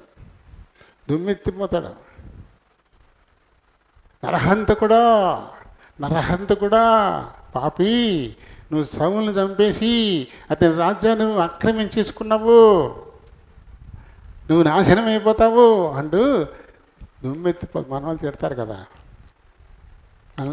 కదా. ఇప్పుడు ఇలాంటి తిట్లు కొంచెం తగ్గినాయేమిలే. ఇది వరకు బాగా తిట్టేవారు అలా కదా, పెద్దోళ్ళు తిట్టేవారు అలా. ఏమనేవారు? నీ దుమ్మెత్తిపోయా అని తిట్టేవారు కదా. అంటే ఏంటి? నీ దుమ్మెత్తిపోవడం అంటే నువ్వు చచ్చిపోవాలా, నేను తగలబెట్టాలా, ఆ బూడిది నేను ఎత్తిపోయాలా నేను అర్థం. అంటే నువ్వు చావాలా అని చెప్పడం అన్నమాట. ఆ తిట్లో ఉన్న అర్థం అది. వారికే తెలియకుండా అనేస్తారులే, వినేవాళ్ళు కూడా ఏమిటో అర్థం కాదు. కానీ అర్థం ఏంటి? దాని అర్థం నువ్వు చచ్చిపోవాలా, నిన్ను తగలబెట్టేయాలా, ఆ దుమ్ము బూడిద నేను ఎత్తిపోయాలా అని చెప్పేసి అంటాం అనమాట. అది అలా తిట్టేవారు. ఈవిడు దుమ్మెత్తిపోతున్నాడు, ఇలాగా రాళ్ళు ఇసురుతున్నాడు, దుమ్మెత్తిపోతున్నాడు. నరహంతకుడా చూడండి, 7వ వచనం చూడండి. రాళ్ళు రువ్వచ్చు ఈ షిమి నరహంతకుడా, దుర్మార్గుడా, చీపో నీ వేల వలనని నీవు వెళ్ళగొట్టిన సౌలు ఇంటి వారి హత్యను యెహోవా నీ మీదికి రప్పించి యెహోవా నీ కుమారుడైన అబషలోము చేతికి రాజ్యమును అప్పగించి ఉన్నాడు. నీవు నరహంతకుడవు గనుకనే నీ మోసములో నీవు చిక్కుబడి ఉన్నావని చెప్పి రాజును శపింపగా. దావీదు నరహంతకుడు అంటున్నాడు. సౌలును చంపేసి రాజ్యాన్ని ఆక్రమించుకున్నావు అంటున్నాడు. పాపి, చీ అంటూ దుమ్మెత్తిపోసి ఒక రాజు ఎదురుగా నిలబడి మాట్లాడడానికి ఏ మాత్రం అర్హత లేని ఒక అతి సామాన్యుడు రాజును దూషించటం. ఇది తర్వాత భాగం కదా, ఇది తర్వాత భాగం ఇది కదా. ఒక సామాన్యుడి దూషింపడ్డం అనేది 7వదిగా మనం చెప్పుకున్నాం ఇందాక. దాన్ని ముందు పెట్టుకోవచ్చు. సామాన్యుడి చేత దూషింపబడతాం. అయితే తనతో ఉన్నటువంటి అబ్షలోము తన వెంట యోవాబు తన వెంట వచ్చాడు. ఇంక మేనల్లుళ్ళు ఉన్నారు, ఇద్దరు అక్కలు, ఒక అక్కకి 3 కొడుకులు, ఒక అక్కకి ఒకడే కొడుకు. ఈయన ఉన్నారు, ఈయన వెంటే. వీళ్ళు అన్నారు, కోపం వచ్చింది వాళ్ళకి. చచ్చిన కుక్క, ఈడేంటి నేను దూషించడం ఏంటి, నువ్వు కొట్టు, ఇటు తలకాయ తీసి నీకు ఆలకాలు పెడతామంటారు వాళ్ళకి వచ్చేస్తుంది కోపం, రోషం వచ్చేస్తుంది. కానీ దావీదు వద్దు, సిరియా కుమారులారా, నాతోటి మీకేంటి, మీ ఆలోచన వేరు, నా ఆలోచన వేరు.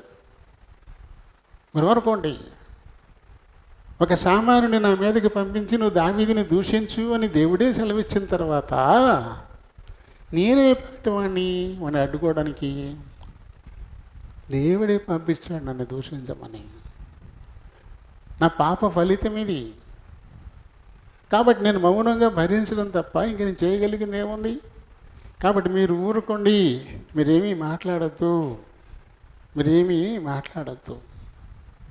అని మౌనంగా భరిస్తాడు. 10వ వచనంలో అంటాడు, అందుకు రాజు సిరియా కుమారులారా, మీకును నాకును ఏమి పొందు, వానిని శపింపనీయండి.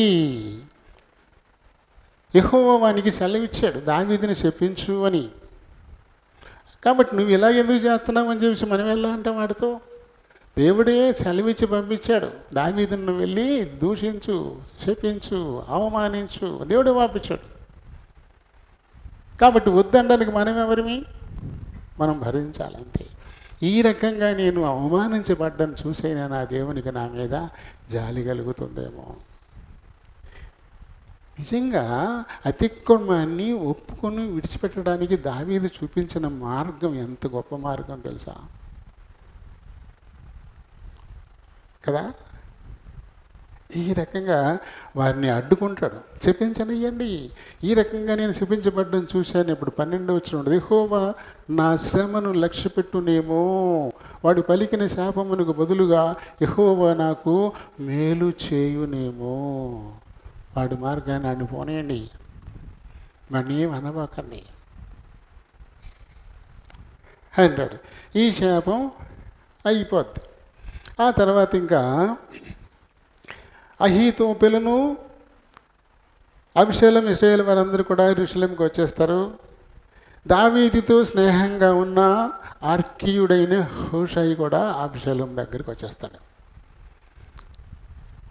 ఇందాక మనం చెప్పుకున్నట్టుగానే మీ రాజును వదిలిపెట్టేసి ఇలా వచ్చేసావే అంటే, నేను రాజుకే సేవకుణ్ణి, అప్పుడు మీ నాన్న, ఇప్పుడు నువ్వు. నేను రాజుకే సేవకుణ్ణి, ఒక పేరు కాదు. ఇక్కడ ఎవరు రాజు అయి ఉంటే వాళ్ళకే నేను సేవ చేస్తా, కాబట్టి ఇప్పుడు నువ్వు రాజు, నీకు సేవ చేస్తానంట. అయితే అభిషేలంకి చాలా నచ్చుద్ది ఆ మాట, కాబట్టి తన దగ్గర ఉంచేసుకుంటారు. ఆ తర్వాత 17వ అధ్యాయంలో దావీదును చంపేయడానికి ఒక ఆలోచన జరుగుతుంది. చాలా దారుణమైన ఆలోచన. ఇది అహీతోపెల ఆలోచన. ఏమంటాడంటే, నేను ఒక 12,000 మంది జనాన్ని వేసుకెళ్ళిపోతాను, ఈ రాత్రి దావీదు మీ తండ్రి ఎక్కడో పడుకుని ఉంటాడు, తనమే పడి మేము చంపేస్తాం, అక్కడితో ఈ శని వదిలిపోతా నీకు అని చెప్పేసి చెప్తాడు. మంచిదే కదా, ఇది రాత్రి వేళ వాళ్ళు కొద్దిమంది ఉంటారు, వాళ్ళు ఎక్కడో పడుకుని ఉంటారు, 12,000 మంది సైన్యంతో వెళ్ళిపోతే ఏమి తిరగబడతారు, కాబట్టి గెలిచేయచ్చు మనం, బాగానే ఉంది అహీతోపెల ఆలోచన అని అనుకుని, సరే ఎందుకైనా మంచిది హూషై ఏమంటాడు, హూషై తను కూడా ఒక మాట అడుగుదాం అంటాడు. అప్పుడు మరి ఏంటి నీ సంగతి ఏంటి అని హూషైని అడుగుతారు. హూషై చెప్తాడు, ఏంటి మీ తండ్రి ఎలాంటి వాడు అనుకుంటున్నావు అని, యుద్ధశూరుడు, అతని మీద పడి చంపేస్తారా మీరు, అంత తేలిక అనుకుంటున్నారా అని చెప్పి ఈయన ఆలోచన మొదలు పెడతాడు. చూడండి ఏమంటాడు ఈయన, 8వ వచనం నుంచి, నీ తండ్రియు అతని పక్షమున వారును మహాబలాఢ్యులనియు అడవిలో పిల్లలను పోగొట్టుకున్న ఎలుగుబంట్ల వంటి వారై రేగిన మనసుతో ఉన్నారనియో నీకు తెలియను. మరియు నీ తండ్రి యుద్ధమునందు ప్రవీణుడు, అతడు జనులతో కూడా బస చేయడు, అతడు ఏదో ఒక గుహ ఎందో మరి ఏ స్థలముందో దాగి ఉండును. కాబట్టి నీ వారిలో కొందరు యుద్ధారంభమందు కూలగా చూసి జనులు వెంటనే ఆ సంగతిని బట్టి అబ్షలోము పక్షమున ఉన్న వారు ఓడిపోయారని చెప్పుకొందురు. నీ తండ్రి మహాబలార్జుడు, అతని పక్షపు వారు ధైర్యవంతులనియు ఇశ్రాయేలీలందరూ ఎరుగుదురు గనుక సింహము గుండె వంటి గుండె గలవారు సైతము దిగులొందుదురు అంటూ ఈయన వివరంగా చెప్పుకుంటూ వస్తాడు. అబ్షలోం, అమ్మో నిజమే కదా, మా నాన్న సామాన్యుడా, మా నాన్నతో ఉన్న యోధులు సామాన్యులు, వాళ్ళని గెలిచేయడం అంత తేలిక, ఇంకా ఉందలండి కొద్దిగా కిందకి అని ఇంకా చదవను అని. నిజమే, హూషై కరెక్ట్గా చెప్పాడు. అహీతోపెల ఆలోచన కంటే హూషై చెప్పింది కరెక్ట్గా ఉంది, ఇంకా మన సమయం కోసం కొన్నాళ్ళని కలిపెట్టాలా అని చెప్పేసి హూషై ఆలోచనకి ఓటేస్తాడు అబ్షలోం. దాంతో నా ఆలోచన వీళ్ళకి నచ్చలేదు, నన్ను చాలా అవమానపరిచారు అని చెప్పేసి వీడికి బాగా బాధ వచ్చేసింది. ఈ అహీతోపెలకి బాధ వచ్చి ఇంటికి వెళ్ళి చక్క పెట్టుకుని ఊరేసుకు చచ్చిపోయాడు. ఊరేసి చచ్చిపోయాడు. నా ఆలోచన నెగ్గనవ్వలేదు, నన్ను వ్యర్థన చేసేశారు. ఇంతకాలం దావీదుకి ఎన్ని గొప్ప ఆలోచనలు చెప్పాను, ఎప్పుడైనా దావీదుకి అదన్నాడా అంటూ ఇటువంటి ఆలోచనలు ఈయన చేసుకుని ఆఖరికి ఉరిపోసుకుని చనిపోయినటువంటి పరిస్థితి 23వ వచనం మనకి ఇది కనబడుతుంది. అహీతోపెలు తాను చెప్పిన ఆలోచన జరగకపోవుట చూసి గాడిదకు గంట కట్టి ఎక్కి తన ఆ ఊరనున్న తన ఇంటికి పోయి తన ఇల్లు చక్కబెట్టుకొని ఉరి పోసుకొని చనిపోయాను. అలా చచ్చిపోయాడు. తను ఎంతగానో ప్రేమించి తన ఒక ఆలోచనకర్తగా ఉంచుకున్నటువంటి దావీదును వదులుకొని దావీదుకి వ్యతిరేకంగా కుట్ర చేశాడు. దేవుడు ఏం చేశాడు, దావీదు ఏం చేశాడు, ఆయన అహీతోపెలు ఆలోచనని చెడగొట్టు అని ప్రార్థన చేస్తే అహీతోపెలు ప్రాణమే పోయడానికి దేవుడు దారి తీసేశాడు. అహీతోపెలు చనిపోయినటువంటి పరిస్థితి మనకి ఇక్కడ కనబడుతుంది. ఇంకా తర్వాత ముగించేద్దాం, సింహాసనం ఎక్కించేద్దాం, మళ్ళీ ఇక ఈ భాగాన్ని ఇక ఆపేద్దాం, ముగించేద్దాం. ఎందుకంటే ఇక అవధి ఇది, ఒక్కొక్కదాన్ని మనం దానిలో నుంచి ఆత్మీయ పాఠాలు నేర్చుకుంటూ పోవాలా. ఎందుకంటే రాయబడ్డవన్నీ మనకు బోధ కలగడానికి రాయబడ్డాయి. కాబట్టి ప్రతి అంశాన్ని మనం విడిగా ధ్యానించుకుంటూ పోతే ఇప్పుడు అది ఈ సంవత్సరం అయిపోతుంది. అందుకని కేవలం మీకు అక్కడక్కడ చూపించుకుంటూ మీరు ఇంటికి వెళ్ళిన తర్వాత నీట్గా చదవండి, అప్పుడు బాగా అర్థమవుతుంది. నేను ఒకసారి చెప్పాను కాబట్టి ఇప్పుడు మీరు చదువుతూ ఉంటే చాలా ఆసక్తిగా అనిపిస్తూ ఉంటాయి, మీకు కూడా కొత్త కొత్త తలంపులు వస్తూ ఉంటాయి. మొత్తం మీద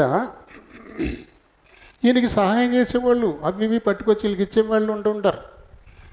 దావీదుని ఒక పక్కన ప్రేమించి దావీదు కోసం ఆహారాలు పట్టుకొచ్చేవాళ్ళు, అది రగ్గులు దుప్పట్లు కప్పుకోవడానికి పట్టుకొచ్చేవాళ్ళు. ఈ రకంగా ఈయనకి సాయం చేసేవాళ్ళు బోళ్ళు మంది ఉంటారు రాజుగారికి.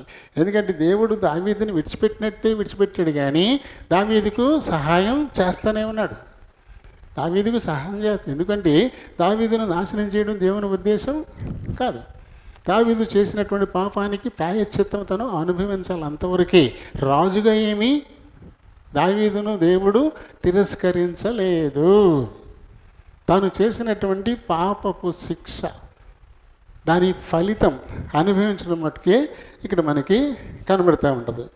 ఇంకా 18వ అధ్యాయంకి వచ్చేసరికి ఈ 18వ అధ్యాయంలోనే యుద్ధం జరగడం, అబ్షాలోము చనిపోవడం జరుగుతుంది.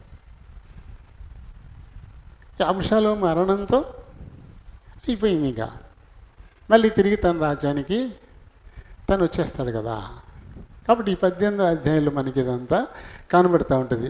దావీదు తన యుద్ధను జనులను లెక్కించి వారి మీద సహస్రాధిపతులను శతాధిపతులను నిర్ణయించి జనులను 3 భాగములుగా చేసి యోవాబు చేతి కింద ఒక భాగము, సిరియా కుమారుడైన అభిషైకి అతని ఒక భాగము, అలాగే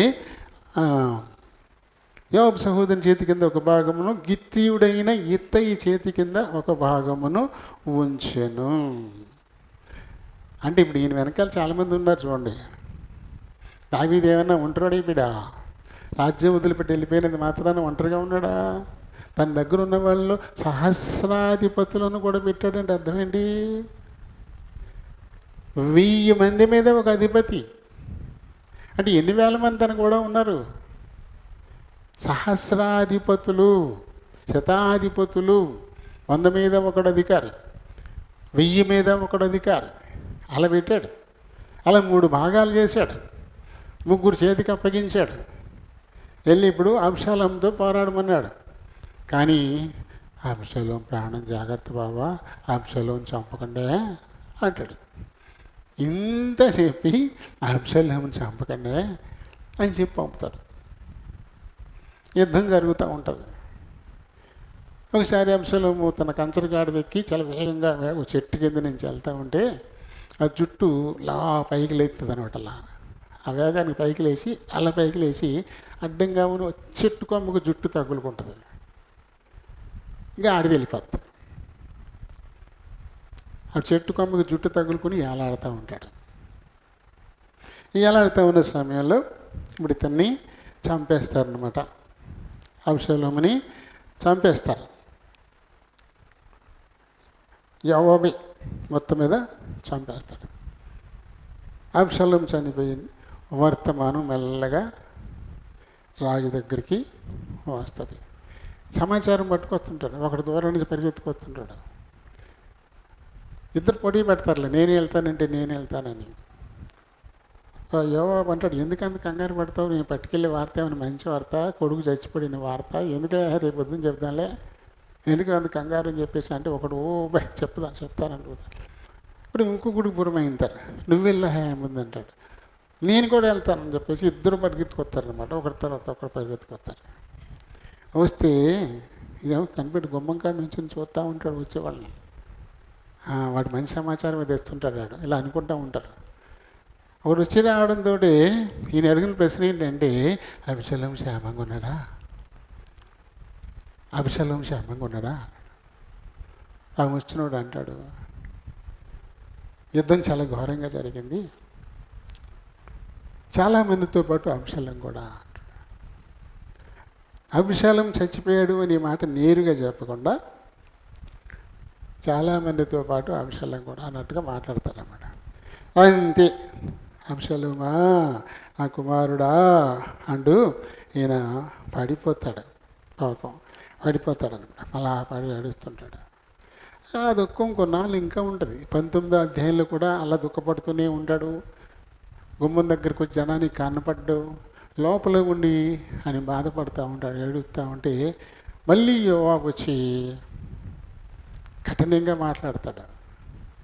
యుద్ధంలో ఎంతోమంది చచ్చిపోయారు, వాళ్ళ ప్రాణాలు నీకేమీ లెక్కలేదా? నీ ఒక్కగానొక్క కొడుకు నీ మీద కాలు దివ్వాడు, నిన్ను చంపడానికి చూసిన ఆ కొడుకు అంటే నీ పెద్ద ప్రాణమా? ఆడి ప్రాణం గురించి ఏడుతున్నావు, ఎంతమంది చచ్చిపోయారు, 3 మంది, వాళ్ళ ప్రాణాన్ని లెక్కలేదా?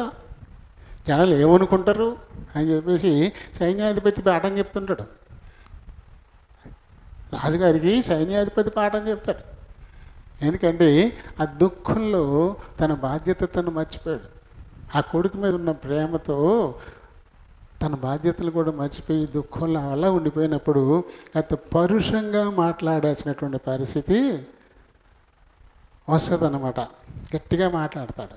మాట్లాడితే అప్పుడు వచ్చి ఈయన 19:8 రాజు గుమ్మములు కూర్చున్నాడు మాట జనులందరూ విని రాజును దర్శింపవచ్చి, కానీ ఇశ్రాయేలీయుల వారు అబ్షాలోమును చంపినటువంటి జనం వాళ్ళు మటుకు భయపడ్డారు, ఈయన దగ్గర రాలే, దూరంగా వెళ్ళిపోయారు.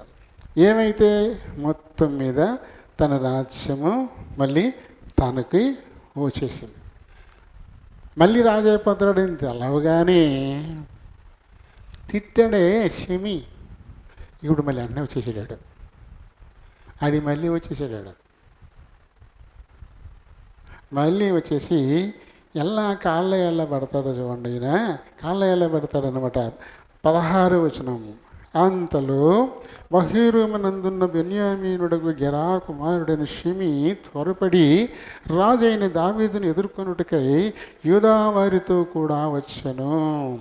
అతని యొద్ద 1000 మంది బెన్యామీనులు ఉండిరి. ఈయన ఏమంటాడు ఇప్పుడు వచ్చి ఏమంటాడు, మరియు సౌలు కుటుంబమునకు సేవకుడకు సీబాయును అతని 15 కుమారులు మోసం చేశారు కదా, మెఫీబోషెతుని తీసుకురాకుండా తను అక్కడే ఉండిపోతాను, నేను రానన్నాడని మోసం చేశాడు కదా, ఇప్పుడే తెలిసిపోద్దని ఆడికి 14 మంది కొడుకులు అంటాడికి. వాళ్ళందరినీ వేసుకుని వాడు వచ్చేసాడు. వచ్చేసి ఏమంటాడు, షమి నా ఏలినవాడా 19వ వచనంలో, నేను చేసిన ద్రోహము నా మీద మోపకు, నా ఏలిన వాడమును రాజువునకు నీవు యెరూషలేము విడిచిన వేళ నీ దాసుడునకు నేను మూర్ఖించి చేసిన దోషమును జ్ఞాపకం ఉంచుకుము, మనసును ఉంచుకొనుకుము. నేను పాపము చేసి నాకు తెలిసినది కనుక యోసేపు వారందరితో కూడా నా ఏలిన వాడవును దావీదునకు నేను ఎదుర్కొనుటకై నేను ముందుగా వచ్చి ఉన్నాను అంట. చిట్టునోడు ఇప్పుడు వచ్చి కాలమే పడుతున్నాడు. దేవుడు తన శత్రువుని తన దగ్గర తీసుకొచ్చాడుగా. అంతకుముందు యోవాబు అన్నట్టుగా వాడి తలకాయ తీసేస్తే ఏముంది లాభం? ఇప్పుడు ఆ శత్రువుని తీసుకొచ్చి మళ్ళీ తన కాళ్ళ మీద పాడేశాడు. ఆ షీబా కూడా వచ్చి వాడి ముందుగానే అన్నీ పట్టుకొచ్చి చేసేసాడు. మొత్తం మీద మళ్ళీ తిరిగి ఈయన రాజు అయినటువంటి విధము ఇది. మళ్ళీ తిరిగి రాజు అని ఏంటంట, మొత్తం మీద 7 రకాలు అనుకున్నాం కదా. ఒకటి, పుట్టిన బిడ్డ చచ్చిపోవడం, అమ్నోను తామారుల యొక్క పాపం, అమ్నోను మరణం, కొడుకే తన మీద తిరుగుబాటు, సామాన్యునిచే దూషింపబడ్డం, రాజ్యం విడిచిపెట్టి వెళ్ళిపోవడం, ఆ తర్వాత అబ్షాలోము మరణం, తిరిగి మళ్ళీ రాజ్యానికి వచ్చేయడం. నిజంగా తన పాపాన్ని ఒప్పుకున్నాడు కాబట్టి దాన్ని మళ్ళీ తిరిగి విడిచిపెట్టేశాడు. ఆ తర్వాత మళ్ళీ పాపం చేయడానికి అవకాశాలు వచ్చినాయి కదా. షిమీని చంపించేయచ్చు, ఆడు భయంకరంగా తిడుతున్నాడు. అలా పనిచేశాడా? మళ్ళీ ఇంకా పాపం చేయడానికి ముందుకు వెళ్ళే. దేవుడు ఏం చేస్తాడో దేవుని చిత్తానికి వదిలిపెట్టేయడమే. అలా వదిలిపెట్టేయడమే అతిక్రమాన్ని వదిలేయడం అవుతుంది. విడిచిపెట్టేశాడు. ఇలాగే మనకి కీర్తనలో 51వ కీర్తన ఉంటుంది. ఈ సందర్భంగానే దావీదు రాసినటువంటి కీర్తన అన్నమాట అది. దేవా, నీ కృప చొప్పున నన్ను కరుణింపుము, నీ వాత్సల్య బాహుళ్యము చొప్పున నా అతిక్రమములను తుడిచివేయుము, నా దోషము పోవునట్లుగా నన్ను బాగుగా కడుగుము, నా పాపము పోవునట్లు నన్ను పవిత్రపరచుము. నా అతిక్రమములు నాకు తెలిసే ఉన్నవి, నా పాపం ఎల్లప్పుడూ నా ఎదుట ఉన్నది. నీకు కేవలము నీకే విరోధంగా నేను పాపము చేసి ఉన్నాను, నీ దృష్టి ఎదుట నేను చెడుతనము చేసి ఉన్నాను అని చెప్పేసి మొత్తం తన అంతరంగాన్ని ప్రభు పాదాల దగ్గర కొమ్మరించేసుకుంటాడు.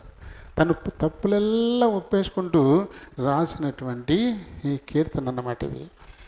ఇక ముందు 10వ వచనం, దేవా నాయందు శుద్ధ హృదయము కలుగు చేయము, నా అంతరంగములో స్థిరమైన మనసు నూతనంగా పుట్టించు, అంతేగాని నీ సన్నిధిలో నుంచి నన్ను మట్టుకు తోసేయద్దు. ఇలా తన అతిక్రమాన్ని పూర్తిగా ప్రభు దగ్గర ఒప్పేసుకుని దాన్ని పూర్తిగా విడిచిపెట్టేశాడు.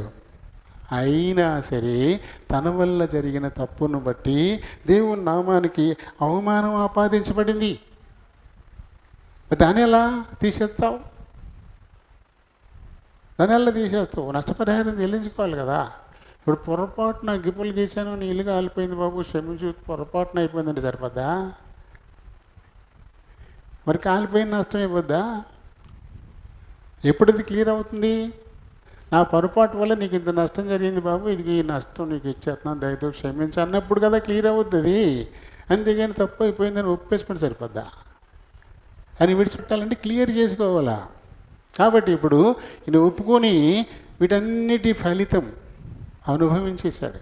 కాబట్టి ఇప్పుడు దేవుని నామం మళ్ళీ తిరిగి ఘనపరచబడుతుంది. ఇతను చేసినటువంటి తప్పులకు ఫలితాన్ని ఇక్కడే అనుభవించేశాడు, ఈ లోకంలోనే అనుభవించేశాడు. కానీ కనికరింపబడ్డాడు. మనం మాట వింటాం కదా, పాపి చిరాయువు.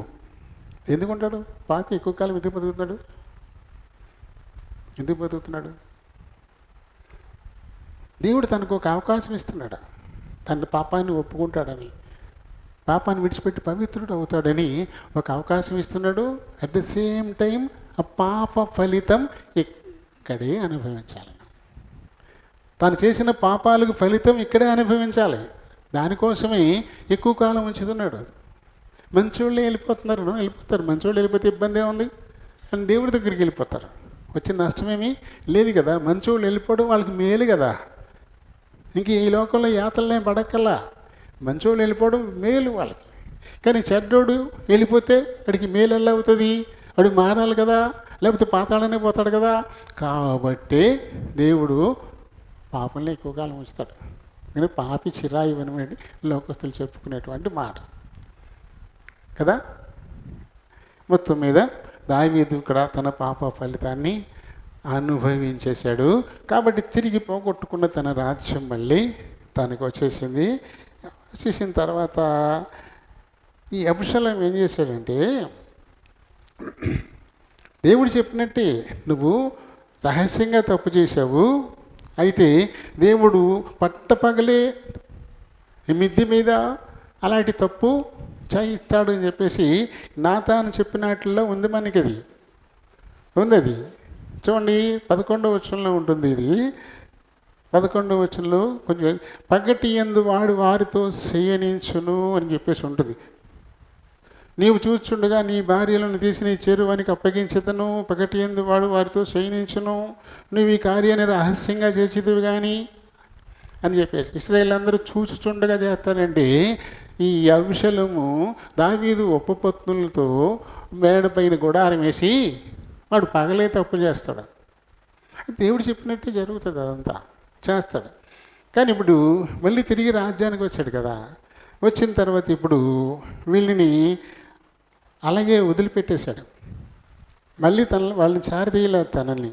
ఎందుకంటే వాళ్ళు తన బిడ్డ అయినటువంటి మరి అబ్షలోము వారితో కలిశాడు కదా.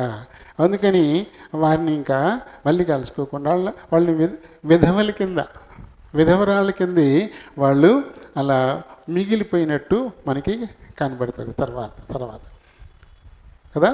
కాబట్టి మరి దావీదును మనం మాదిరిగా తీసుకోవాలి. తప్పు మానవ సహజం. దావీదు జీవితంలో చేసిన ఒకే ఒక్క తప్పు, అదే మొదటిది, అదే ఆఖరిది. ఆ తప్పును ఒప్పేసుకున్నాడు. అయితే ఈ తప్పు చేయడానికి కారణం ఏంటో ముందే చెప్పుకున్నాం మనం. అతను రాజు అయిపోయిన తర్వాత, పరిస్థితులన్నీ చక్కబడిపోయిన తర్వాత దేవునితో నేరుగా మాట్లాడడం మానేశాడు. 7వ అధ్యాయం దగ్గరికి వచ్చేసరికి దేవునితో నేరుగా మాట్లాడడం మానేసి నాతానుతో మాట్లాడతాడు. ఆ దేవునికి మందిరాన్ని కట్టాలనుకుంటున్నారని. అలా ఎప్పుడు దేవునితో ప్రత్యక్ష సంబంధాన్ని వదిలిపెట్టేశాడో అక్కడి నుంచి అతని డౌన్ఫాల్ మొదలైంది. ఆ డౌన్ఫాల్ ఎక్కడి దాకా అంటే రాజ్యాన్ని కోల్పోయేదాకా వెళ్ళింది. ఆఖరికి తిరిగి తన రాజ్యం మీదకి దేవుడు తనని తీసుకొచ్చాడు. కాబట్టి దావీదుల తప్పులో పడిపోవడానికి ఛాన్స్ ఎక్కడ ఉంటుంది? మనం దేవునికి అప్పచెప్పుకోకుండా మనుషులను సంప్రదించి ఇది మన మట్టికి మనం ఆలోచించుకుని ఎప్పుడు ముందుకెళ్తుంటామో. ఆలోచన దేవుడి నుంచే మనకు వస్తుంది, అది మనుషుల ద్వారానే వస్తుంది. అయితే మనం ముందు ఆ విషయాన్ని దేవునికి అప్పచెప్పితే అప్పుడు దేవుడు ఒకరిని నిర్ణయించి నీకు ఆలోచన ఇప్పిస్తాడు. ఆ ఆలోచన దేవుడి నుంచి నీకు వచ్చింది. ఆ మనిషిని వాడుకుంటున్నాడు కానీ ఆలోచన దేవుడిచ్చిందే నీకు. అందుకని ఏం చేయాలి? దేవునికి అప్పచెప్పుకోవాలా. ప్రతిదీ ఆయనకు చెప్పుకోనప్పుడే తప్పులో పడిపోయే అవకాశం ఉంటుంది.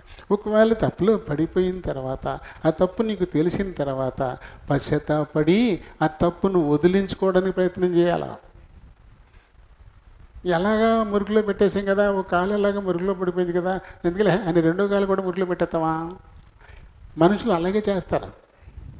ఒక కాలుకి బురద అయిపోయింది, సరే అయింది కదా ఇంకేంటి అని రెండోది కూడా నిండా ములుగునోడి ఏంటి, ఇక్కడ దాకా ఎలాగా తడిచాను కదా ఇంకెందుకులే అని బుడుంగుని ఒకసారి ములిగాడు. ఇలా ఆలోచిస్తుంటాం మనం. ఎక్కడ తప్పు జరిగిందో దాన్ని అక్కడే ఆపేయాలి. ఎలా జరిగింది ఏదో జరిగింది కదా అని ఇంకా అందులో కూరుకుపోకూడదు. మానవ స్వభావం అయితే అలా ఉంటుంది. అయిపోయింది కదా ఒక అంత చేసినా ఒకటి 10 అసలు చేసినా ఒకటే, జైలే కదా ఏం చేస్తారు ఇలా అనుకుంటున్నారు వీళ్ళు. ఈ నరహంతకులు ఏం చేస్తున్నారు వీళ్ళు? హత్య చేసిన వాళ్ళు ఇదే అన్నారు. ఒక హత్య చేసినా ఒకటే, 10 మందిని హత్య చేసినా ఒకటే శిక్ష, ఊరే చంపేస్తారు అంతే కదా. కాబట్టి ఎలాగో నేను ఒకటి చంపేశాను, ఎలాగో నాకు ఊరి శిక్ష వచ్చేది, ఆ ఊరి పడే లోపల ఇంకా కొంతమందిని చంపేస్తాను. ఇదే ఇలా తయారవుతున్నారు మనుషులు. మానవ హృదయం ఇలా ఉంటుంది. అలా కాదు, నువ్వు పొరపాటును చేసిన తప్పే కరెక్ట్గా నువ్వు నీకు తెలియకుండా నువ్వు చేసావంతే, మిగతా అన్నీ నువ్వు తెలియచేస్తున్నాయి. ముందుది దోషం, తర్వాత అతిక్రమాలు అయిపోతాయి. మొదట చేసింది నీకు తెలియక చేసావు, అది దోషం, అక్కడితో ఆగిపోవాలా. అంతేగాని తెలిసి చేయడం అంటే అది వాళ్ళ అతిక్రమాలు అయిపోతాయి. దానివల్ల శిక్ష పెరిగిపోద్ది. దావీదు దోషం చేశాడు, గమనించుకోలేదు, అది తెలిసింది అంతే, తప్పులకి అడ్డుకట్టేసాడు. ఇక మళ్ళీ తర్వాత ఒక్క పొరపాటు కూడా ఇంకా జరగనివ్వలే. దూషిస్తే పడ్డాడు అంతే. తను వదిలిపెట్టేసి తనడానికి వచ్చిన వాళ్ళ గురించి ఏం మాట్లాడలేదు అంతే. ప్రతీది ఇంకా దేవునికి వదిలిపెట్టేసి నడిచాడు. అది విడిచిపెట్టడం అంటే. ఫలితం ఎంత బాగుంది చూడండి. కోల్పోయిన రాజ్యం మళ్ళీ తిరిగి తనకు వచ్చేసింది. ఎక్కడ ఉండవిలా రాజ్యాన్ని కోల్పోవడం అంటే రాచరిక వ్యవస్థలో కోల్పోయిన రాజ్యాన్ని తిరిగి మళ్ళీ పొందలేరు. ఎందుకంటే గెలిచినోడు చంపేస్తారండి. ఆడినే కాదు, ఆడికి ఒక నెల పొడ్డోడు ఉంటే ఆయన కూడా చంపేస్తారు. రాజుని చంపారనుకోండి, రాజుకు కొడుకు ఉండొచ్చు, ఆడికి నెలలే ఉండొచ్చు, వాడిని కూడా చంపేస్తారు. ఎందుకంటే ఆడు ఎదిగి ఇది మా నాన్న రాజ్యం, ఇది మా నాన్న చంపేసి లాగేసుకున్నాడు అని చెప్పేసి ఆడు కొంతమందిని పోగేసి మళ్ళీ తిరుగుబాటు చేస్తాడు. అందుకని రాజులు శత్రుశేషాన్ని ఉంచరు, శత్రుశేషాన్ని ఉంచరు. అలాగే రుణశేషాన్ని కూడా ఉంచుకోకూడదు.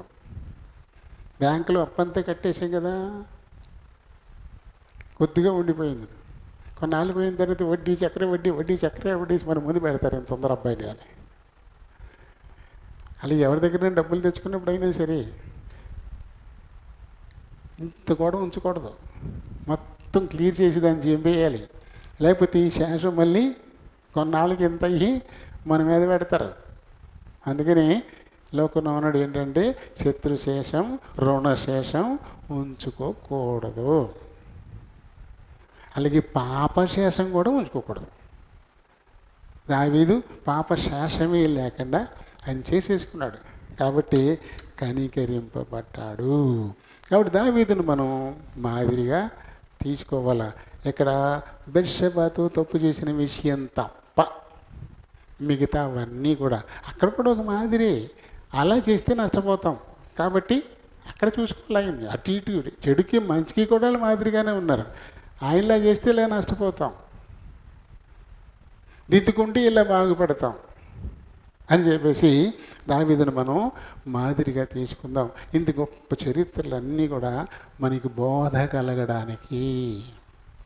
రోమ 15:4-5 వచనాలు కదా, మనకి బోధ కలగడానికి ఇవన్నీ చదివమ్మా. అక్కడది అయినగా ఓర్పు వలనను లేఖనము వలన ఆదరణ వలనను మనకు నిరీక్షణ కలుగుటకై పూర్వమందు రాయబడ్డావన్నీ మనకు బోధ కలుగు నిమిత్తం. ఎందుకు రాయబడ్డా అంటే ఇవన్నీ మనకు బోధ కలగడం. ఈ వాక్కు ద్వారా నీ సేవకుడు బోధ నొందుతాడు, హెచ్చరిక నొందుతాడని 19వ కీర్తనలో మనం చదువుకున్నాం కదా. ఈ సేవకుడు నీ వాక్కు వల్ల హెచ్చరిక నొందుతాడు, ఒక బోధను పొందుతాడు అని చెప్పేసి. కాబట్టి ఈ వాక్కు మనకి బోధన ఇవ్వడం కోసమే దేవుడు మన ముందు పెట్టాడు. ఆయన ఆరాధించడానికి ఎందుకంటే ఎక్కువ కారణాలు అక్కర్లేదు. దేవుడి మాటల్ని దీవించునుగాక. ప్రేమ కలిగిన మా ప్రియ పరలోకపు తండ్రి, కృప కలిగిన మా దేవ, వందనాలు స్తోత్రాలు. మీ కృప చొప్పున ఇంతవరకు మా మధ్య నుండి అతిక్రమాన్ని దాచిపెట్టేవాడు వర్ధల్లడు, ఒప్పుకొని విడిచిపెట్టేవాడు కనికరం పొందుతాడన్న దావీదు యొక్క జీవితాన్ని బట్టి మాకు నేర్పించిన ఆత్మీయ సత్యాలను బట్టి హృదయమారా కృతజ్ఞతలు తెలియపరుచుకుంటున్నాను. మనకు ఒక్కొక్కసారి ఒక బలమైనటువంటి నిలదొక్కుకోలేనటువంటి సమయాల్లో మేము తప్పులో పడిపోతూ ఉంటాం. అయితే ఆ తప్పు మాకు తెలియబడినప్పుడు పశ్చాత్తాపడి దాన్ని మీ దగ్గర ఒప్పుకొని దాన్ని మేము ఇంకా విడిచిపెట్టేసేయాలి. అటువంటి అతిక్రమం మళ్ళీ మా జీవితాల్లో రానేయకూడదు. అప్పుడు ఖచ్చితంగా కనికరం పొందుతారు. ఈ విషయాన్ని దావీదు జీవితం ద్వారా మాకు నేర్పించారు. మీకే కృతజ్ఞతలు.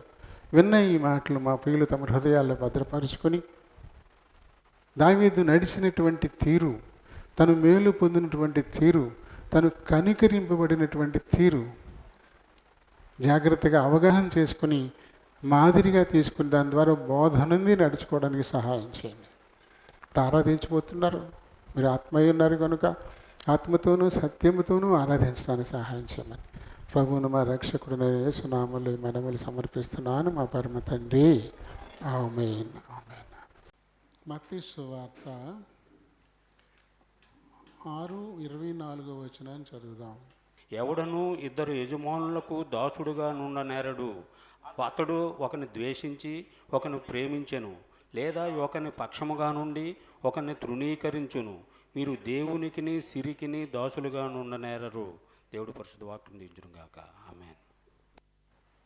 చిన్న ప్రార్థన చెప్పుకుందాం.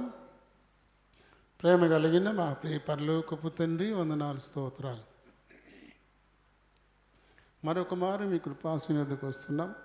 మా వినికిడిలోనికి తేబడిన లేఖన భాగాన్ని దీవించండి. ఈ లేఖనాన్ని బట్టి దేవుని బలహీన ప్రభా మాట్లాడడానికి నిలబడబోతున్నాను. కొద్ది నిమిషాలు నన్ను బలపరచండి, నన్ను ఖాళీ చేయండి. మీ చిత్తానుసారమైన మాటలు నోటి నుంచి మీరేం మాట్లాడుకుని మహిమ తెచ్చుకోమని కోరుతున్నాను. చేర్చబడిన ప్రియులను బట్టి వందనాలు. ఈ కొద్ది సమయం తమ హృదయాలు చెవుల్ని పరలోకపు గవిని వైపు కేంద్రీకరించలాగని సహాయం చేయమని ప్రభువును మా రక్షకుడునైన యేసునామంలో ఈ మనవులు సమర్పిస్తున్నాను మా పరమ తండ్రి. ఆమేన్. 24వ వచనంలో అంటే యేసుప్రభు 5వ అధ్యాయం నుంచి వరుసగా 7 వరకు కూడా దీన్ని కొండ మీద ప్రసంగం అని చెప్తారు. అటు విశ్వాసి ఎలా ఉండాలనేటువంటి మాటలు ఈ 3 అధ్యాయాల్లో ఆయన ముందుగానే వివరంగా చెప్పేశాడు. ముందుగానే అంటే ఏదైనా మీటింగ్ ఉన్నప్పుడు ఆ మీటింగ్కి ఒక ఎజెండా ఉంటుంది. ఎజెండా అంటే ఏమేమి చేపడతారో దానంతా ఎజెండా అంటారు.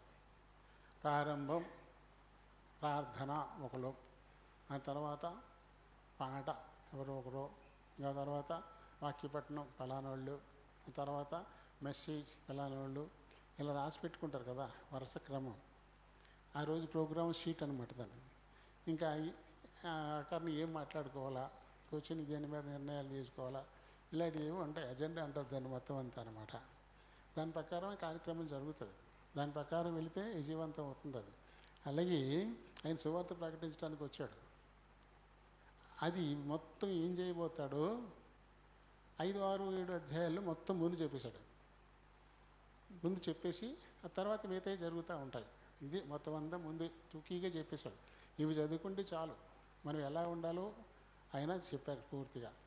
24వ వచనం నుంచి ఏమంటాడంటే, ఎవడునూ 2 యజమానులకు దాసుడుగా ఉండనేరడు.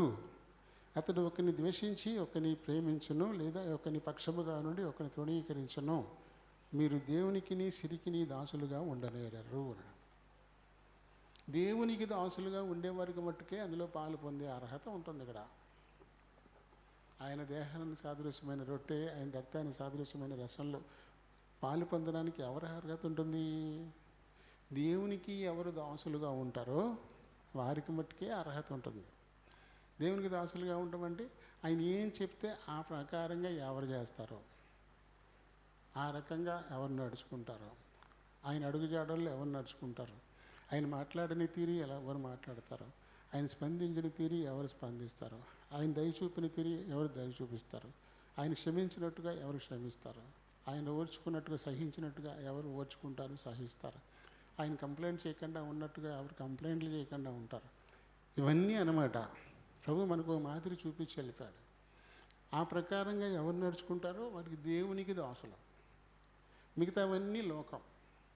లోకంలో ప్రేమ ఉండదు, లోకంలో ఊరిమి ఉండదు, సహనం ఉండదు, సాత్వికం ఉండదు, ఎలా పడితే అలా ఉండదు లోకం అంతా.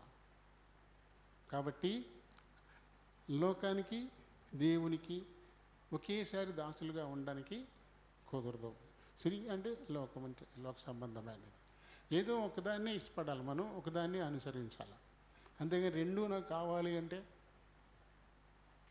గణపవరంలో లాంచీలు రేపు ఉండే ఇక్కడ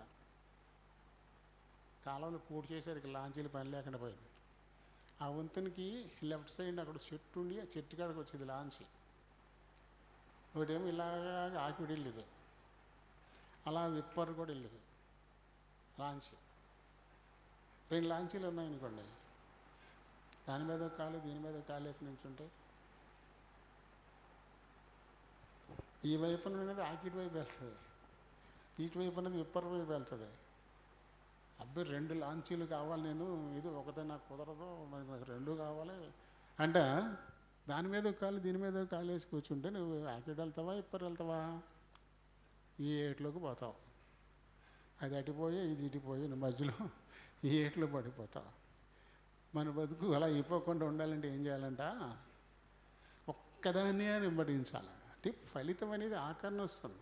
సిరిని వెంబడించేటువంటి వారికి ఆల్రెడీ ఖరారు అయిపోయింది, కానీ ఇప్పుడు కాదు, తర్వాత వస్తుంది. అది దేవుని వెంబడించేటువంటి వారికి కూడా ఫలితం ఖరారు అయిపోయింది, దేవుని ఇచ్చే రాజ్యం. కాబట్టి దేన్ని మనం ఇష్టపడుతున్నాము? లోకాన్ని అనుసరించి పోవడానికి ఇష్టపడుతున్నామా? దేవుణ్ణి అనుసరించి పోవడానికి ఇష్టపడుతున్నామా? ఎవరిని అనుసరిస్తున్నామో వారికి మనం దాసులైనట్టే లెక్క, ఫాలోవర్స్ కదా. కాబట్టి మీరు ఎవరైనా ఇద్దరు యజమానులు సేవిస్తారా?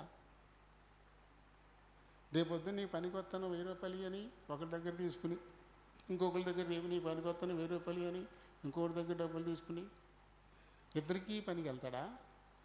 వెళ్ళగలడా?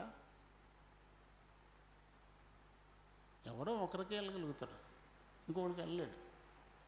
కాబట్టి మనకు తెలుసు, నేను ఒప్పేసుకున్నాను ఇంకొకరికి అని చెప్పేసి అంటాం. ఇంకోటి పిలిచినా మనం వెళ్ళాం. అక్కడ తెలివితేటలు బాగానే ప్రదర్శిస్తాం, అంతే కదా. ఒకరి పనికి ఒప్పేసుకుంటాం.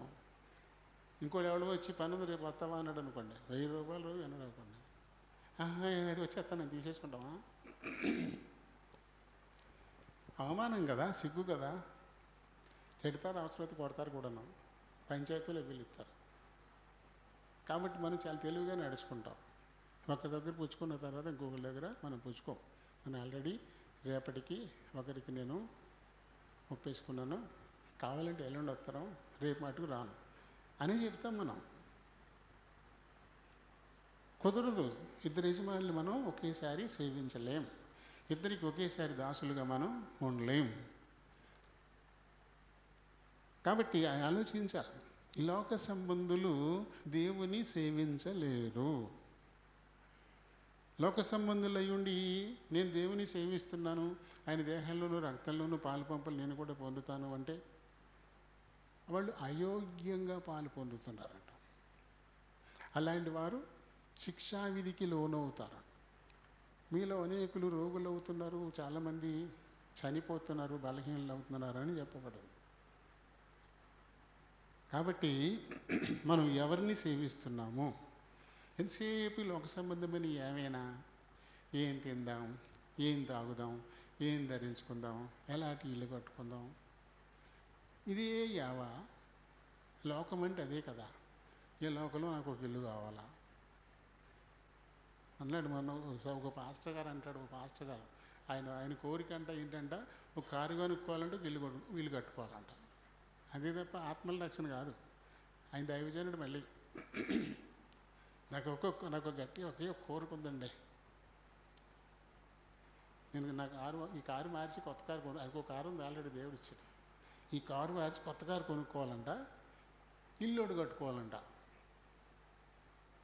దైవజనుడు చెప్పేది ఇది. అలాంటి వాళ్ళు ఉన్నప్పుడు విశ్వాసాలలో ఉంటారు. దేవుడు మనకి ఇస్తాడు అని ఎన్నో ఉదాహరణలు చెప్పాడు, అన్ని ఉదాహరణలు చెప్పాడు. ఆకాశ పక్షులను పోషించట్లేదా నేను? వాటికంటే మీరు శ్రేష్ఠులు కదా, మిమ్మల్ని పోషించనా? గడ్డి పువ్వులను అలంకరిస్తలేదు నేను, ఎంత సౌందర్యంగా ఉంటాయి, ఉదయం వచ్చి సాయంకాలం వాడిపోతాయి. సొలొమోను కూడా వాటి వల్లే అలంకరించబడలేదు. వాటికంటే మీరు శ్రేష్ఠులు కదా, నేను మిమ్మల్ని అలంకరించనా అని ప్రభువు కొన్ని ఉదాహరణలు చెప్పుకుంటూ వచ్చాడు. మొదట మీ కోరిక ఏంటంటే నా నీతి, నా రాజ్యం, అవే కోరుకోండి. ఇవి కావాలని నాకు తెలుసు. ఈ లోకంలో 70 ఏళ్ళు ఉంటావు, 80 ఏళ్ళు ఉంటావు, అన్నాళ్ళు తినడానికి నీకు కావాలని నాకు తెలుసు. నువ్వు కట్టుకోవడానికి గుడ్లు కావాలని నాకు తెలుసు. నువ్వు నివసించడానికి ఒక ఇల్లు ఉండాలని నాకు తెలుసు. అంతే ఇండ్లు కట్టించుకోండి అన్నాడు, కట్టుకోండి అని చెప్పాలా. నేను కడతాను, నీకు తెలిసి నాకు తెలిసి నీకు కావాలని, కాబట్టి నువ్వు కట్టించుకోవాలి అని చెప్పాడు ఆయన. ఇవన్నీ నీకు కావాలని నాకు తెలుసు, కాబట్టి వాటి గురించి ఆలోచన చేయకు. మొదటి నీ ప్రాధాన్యత నా నీతి, నా రాజ్యం, వాటిని ముందు మీరు వెదకండి. 33వ వచనం చదవండి. కాబట్టి మీరు ఆయన రాజ్యాన్ని, నీతిని మొదట వెదకండి, అప్పుడు అవన్నీ ఏంటయ్యి, తినడానికి తిండి, కట్టుకోవడానికి గుడ్డ, ఉండటానికి ఇల్లు, ఇవన్నీ నీకు అనుగ్రహింపబడతాయి. అవన్నీ నీకు ఇస్తాను నేను. ముందు మట్టుకు నువ్వు దేవుని రాజ్యాన్ని, దేవుని నీతిని నువ్వు వెదకాలి అంటాడు. ఫిలిప్పీలు రాసిన పత్రిక 4:19. కాగా దేవుడు తన ఐశ్వర్యం చొప్పున, ఎందుకంటే ఆయన ఐశ్వర్యవంతుడు, ఆయన శ్రీమంతుడైన దేవుడు, భూమియు దాని సంపూర్ణత ఆయనయే. అంత గొప్ప ఐశ్వర్యవంతుడైన దేవుడు క్రీస్తు యేసునందు కనుక మీరుంటే ఆయన మహిమలో మీ ప్రతి అవసరత ఆయన తీరుస్తాడు. క్రీస్తు యేసునందు ఉంటే, అది ఆయన ఏంది ఉండడం అంటే ఆయన నీతిని, ఆయన రాజ్యాన్ని వెతికేటువంటి మాత్రమే ఆయన యందు ఉన్నవారు అవుతారు. అలాంటి వారందరికీ కూడా ఆయన ఐశ్వర్యం చొప్పున మన ప్రతి అవసరత ఆయన తీరుస్తాడు అని రాయబడింది కదా. కాబట్టి ఈ లోక సంబంధమైన వీటి మీద మనసు పెట్టుకుని ఎంతసేపు వాటి గురించి ఆలోచన చేస్తూ ఉంటే అవసరమైన దాన్ని కోల్పోతాం, చాలా ముఖ్యమైన దాన్ని మనం కోల్పోతాం. ఏంటి ముఖ్యమైనది? దేవుని రాజ్యం. ఇక్కడే శాశ్వతంగా మనమే ఉండిపోం. ఎంత విల్లు పెట్టి మంచి విల్లం కట్టుకున్నా ఏటెలకాలం అందులో ఉండం మనం. అది వదిలిపెట్టేసి వెళ్ళిపోవలసిందే. కాబట్టి నిత్యరాజ్యము, నిత్య నివాసము, దానికోసం మనం ప్రయాసపడాలి. అప్పుడు కేవలం దేవుణ్ణి మాత్రమే సేవించాలి. ఈ లోక సంబంధమైన వాటి మీద వ్యామోహం ఉండకూడదు. ఏదో బతకడానికి తినాలంతే, తినడానికే బతకూడదు. కొంతమంది తినడానికే బతుకుతారు. దైవజనులు కూడా మినహాయింపు కాదు. ఒక చికెను, మటను, ఫిష్ వండితే పీతలు దొరకవా బ్రదరా అని అడుగుతారు. ఎవరు? దైవజనులు. ఆల్రెడీ చికెన్ వండారు, మటన్ వండారు, ఫిష్ కూడా, చేపలు కూడా వండారు. 3 కూరలు ఉన్నాయి, అక్కడ గారెలు ఉంటాయి, ఇంకేవి ఉంటాయి. పీతలు దొరకవా బ్రదరు అంటే వీళ్ళు తింటాక బతుకున్నారా, బతుకుతా తింటున్నారా? అలాంటి వాళ్ళు ఉన్నారు చాలామంది. అమ్మా అవన్నీ గారు పుల్కాలు తింటారు, పుల్కాల్లోకి సాల్తీలతోటి కూర చేయాలి. కాబట్టి ఏం చేయాలంట, ఆ చికెన్లోని మటన్లోని సాల్తీలు ఉంటాయి, అవి మట్టుకు తీసేయాలంట వాళ్ళ కోసం. ఏంటి ఈ కోరికలు? ఇలాంటి కోరికలు కోరేవాళ్ళు దైవజనుల్లో కూడా ఉన్నారు.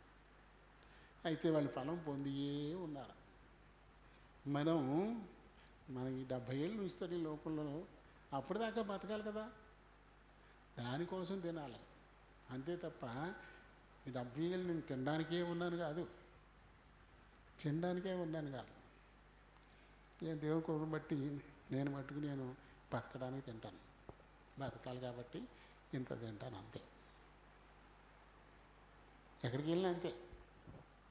బయటకి ఎక్కడికి వెళ్ళినా వాళ్ళు బిర్యానీలు అన్నీ పెట్టినా నాకు వద్దు, కొంత తెల్లాన్ని వేసి అమ్మ కూర ఉంటుంది అట్నే, లేకపోతే సాంబార్ వేయండి, ఆఖరికి పచ్చడి ఉన్నా పర్లేదు, నాకు ఏం వద్దు అని అవి మట్టుకు తినేసి వచ్చేస్తాను. అందుకే ఉన్నాం, బతకాలి కదా, బతకడం కోసం తినడం అంతే, తినడం కోసం బతకూడదు.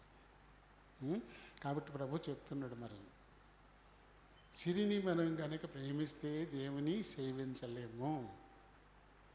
అటువంటి వాళ్ళు ఆయన దేహంలో రక్తంలో పాలు పొందే అర్హత కూడా వారికి ఉండదు.